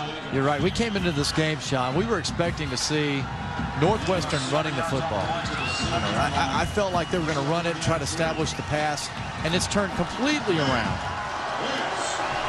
They've passed for 513 and rushed for 121. Big third down here. They need the 4-yard line on 3rd down and 3. It's a blitz. Bazinet hit. It's up in the air and almost intercepted. Fell to the ground off the hands of Mark Walker. And Bazinet took a shot from Marvin Godbolt, part of that blitz, and that's not good news for Northwestern fans as that right arm dangles as Bazinet goes off. Number 23, Godbolt, was the guy last year who made big plays when he was in there. He was a difference maker for their defense. We've seen him come up with a big play on an interception. He comes up now with a pressure on a quarterback, forcing a bad throw. Spotlight back on Brian Huffman. Missed his first 3 field goals, then made one from 41. This is a 25-yarder from the tough angle just inside the left hash mark. And he missed it!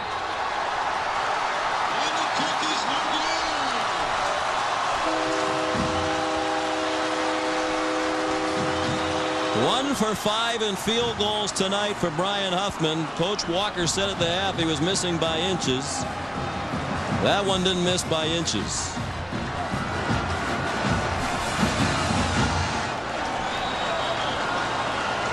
He hit 2 crossbars, 2 uprights rather, if you're just joining us in the first half. Now all TCU has to do is score. A score of any kind. If they wanted to, they could try a 42-yard field goal right now. There's no reason to do that, but theoretically you could. And the spotlight might be bright on Peter Lococo in his first collegiate game ever as a kicker. Gunn, the spin and the flip back to Hobbs. He's inside the 15 with a first down. Tim McGargle made the tackle. You could almost see the life go out of Northwestern's bench. You can't continue to have to overcome missed field goals and missed opportunities by Northwestern. It looks like will do them. 2 tight ends in the game now for TCU. Hobbs 137 yards rushing. He gets the call again, and they stack him up at the 11-yard line. McGargle another tackle. Well, if you joined us late, here's a look back at a rough night. That's a rough night. That's us. That's a bad picture for anybody. But a rougher night for Huffman. A couple of uprights. And then that miss here in overtime. With a chance to give his team the lead for the first time tonight. Second down from the 11. They need the 3 for a first down. You almost have to strip the football. They need a turnover. Hold on to it if you're carrying it. Gunn, the pump fake. He wants the end zone. He throws. Incomplete. Now I think, Craig, if you're thinking field goal, you need to run the ball right into the middle of the field or wherever your kicker likes it to make it as easy as you can for Lococo. I don't think you want him to have to try one from this distance off the right hash mark at this angle in his first ever pressure situation to win a ball game. No, and when Hobbs gets this handoff, he really needs to hold on to it. And if you're Northwestern, you've got to find a way to get in there and strip as best you can. Maybe they don't want it to come down to the kicker at all. They do run toward the middle of the field to put him right in the middle. That seems to be the wise play. Tough to pick up the 8 yards on third down, so they'll put it on the foot of Peter Lococo, a walk-on, still not on scholarship, despite winning their preseason kicking derby, in part because Mike Wynn has a groin injury. Lococo got off to a rough start. His first kick ever in college was the PAT after the first touchdown 3 minutes into the game, which he missed. And he may not be on scholarship if he misses this one. He's made his only field goal from 37 yards. It was going in this same direction. This one will be right in the middle of the field. It will be about a 25-yarder. He's replacing an All-American kicker, Nick Brown, who left after last season. Surprisingly, did not even get invited to an NFL camp. He's been excellent as Lococo in practice, but Coach Patterson said, hey, I'm excellent on the practice tee before I play golf. Then I stink when I'm out on the course. I want to see this young man do it in a game situation. Well, this is the type of situation, if he makes this kick, can really give him confidence to make a run for it throughout the season. Peter Lococo, sophomore, playing for his hometown universities from Fort Worth. Last time he kicked in a game was 2001 in high school, prior to tonight. A 25-yarder to win it for TCU. Good snap and hold, and it's blocked! Blocked by Northwestern.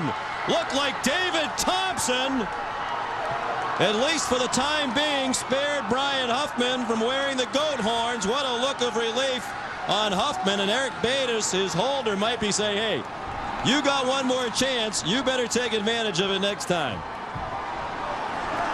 And you know what you want to see is you know we'll find out whether or not this was great push or just a low kick. Looked like a low kick with some good penetration. We think it was Thompson who got it. We'll look at it when we come back. in a time classic. Well, now the advantage goes to Northwestern's defense and their team because their offense will know what they have to do. Wide receiver screen, and it is snuffed by the Northwestern defense. A little extracurricular there that the fans here didn't like. Corey Rogers and Jeff Backus tangled. Nice play by the junior from Columbus, Ohio, to bring down Rogers.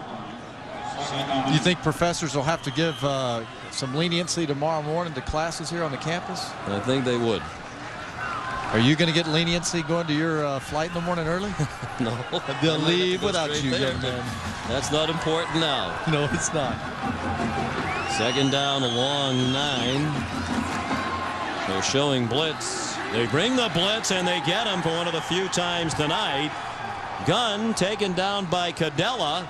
Adam Cadella with the second sack of the night for Northwestern. The lack of sacks was a problem last year. They had only 21 all year. That was 9th in the Big Ten. Really good job by Greg Colby, the defensive coordinator, of changing things up. They haven't done a lot of blitzing, and they came with it this time. And it just wasn't, and TCU wasn't prepared for it. Great adjustment by Northwestern staff. Now a rare third down and long tonight. This would be very long field goal range for Lococo. 47 yards. Gunn under pressure. Lofts it up. And it was broken up. Looked like McGarrigle running in coverage. Might have got a hand on that. Intended for Lonte Hobbs. And what do you do now? Gary Patterson with 4th down and 15 from the 30-yard line. He's going to try it again with Lococo. Hobbs out of the backfield. The pressure off the corner, though. The route takes too long to develop when you've got a blitz coming from the side. So the chess game that takes place on that series, Northwestern's coaches won it. Here's a 47-yard try by Lococo. He just had the 25-yarder blocked. 1 for 2 tonight. Good leg into that one. That one is good.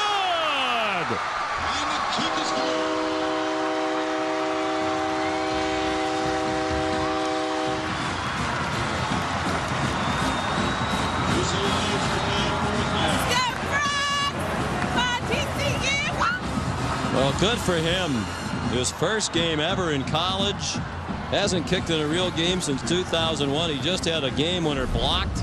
Much harder kick this time, and he drills it from 47 yards out with just a little room to spare. Yeah, and you know, it's a huge kick for TCU. They can't come away with a goose egg, obviously, but Northwestern now knows what they have to do. And Sean, you said it before this second overtime started. You're not sure if they don't go for it all on 4th down regardless. Keep the kicker out of the game. Touchdown. Score a touchdown. Noah Herron weaving his way to the 21, a gain of 4 on 1st down. Jamison Newby made the tackle, and Patterson was in on it too, his 9th. Well, we saw Northwestern's defense bring something different. They changed it up, and it worked. TCU's defense has to match him. I wonder what Huffman's thinking. Does he want a chance now to atone for all the problems of the night? Or is it, oh my goodness, please don't put me in this position again? There has to be a 50-50 on that. He has to be a human being. I mean, at some days you just don't have it. 94 yards rushing for Herron. He gets it again and gets banged down immediately. What a lick he took from Andrew Ward. A transfer from the University of Colorado, playing his first game as a Horned Frog, and that's double figures in tackles now for Ward with his 10th of the night. And you know, TCU's defense right now, they were prepared. You talk about the chess match taking place. Look at all the purple jerseys around the football, around the line of scrimmage. You know, that's begging for a pass right there, and they had the wrong call on offensively. You know, if Huffman has to try a field goal, he'd probably like it to be shorter than this one. Although the deeper Lococo went, it worked out better for him. Bazanet looking toward the end zone, throws, and they'll have to try that field goal. Here comes Huffman to try to keep Northwestern alive in this one. It'll be his 6th attempt of the night. He's made 1. That was a 41-yarder early in this half. He's missed from 45, 31, 27, and 25. 2 of them have hit the upright. The last one from an angle from the left hash mark he pulled. This is from inside the right hash mark. It'll be a 38-yard try to force a third overtime. If he misses it, TCU wins. And he missed it badly. Or did he? Yes, he did. Hooked it, but much too late. And TCU wins.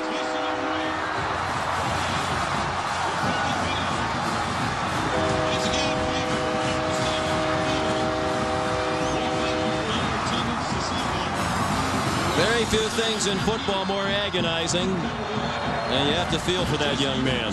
Yep. So when a team plays its heart out and loses because of 5 missed field goals, wow, you feel for them and for Brian Huffman. Peter Lococo had a chance at redemption and capitalized. The final score in 2 overtimes, TCU 48, Northwestern 45. This has been a presentation of ESPN, the worldwide leader in sports. Now for Craig James, Rob Stone, and our entire ESPN2 crew.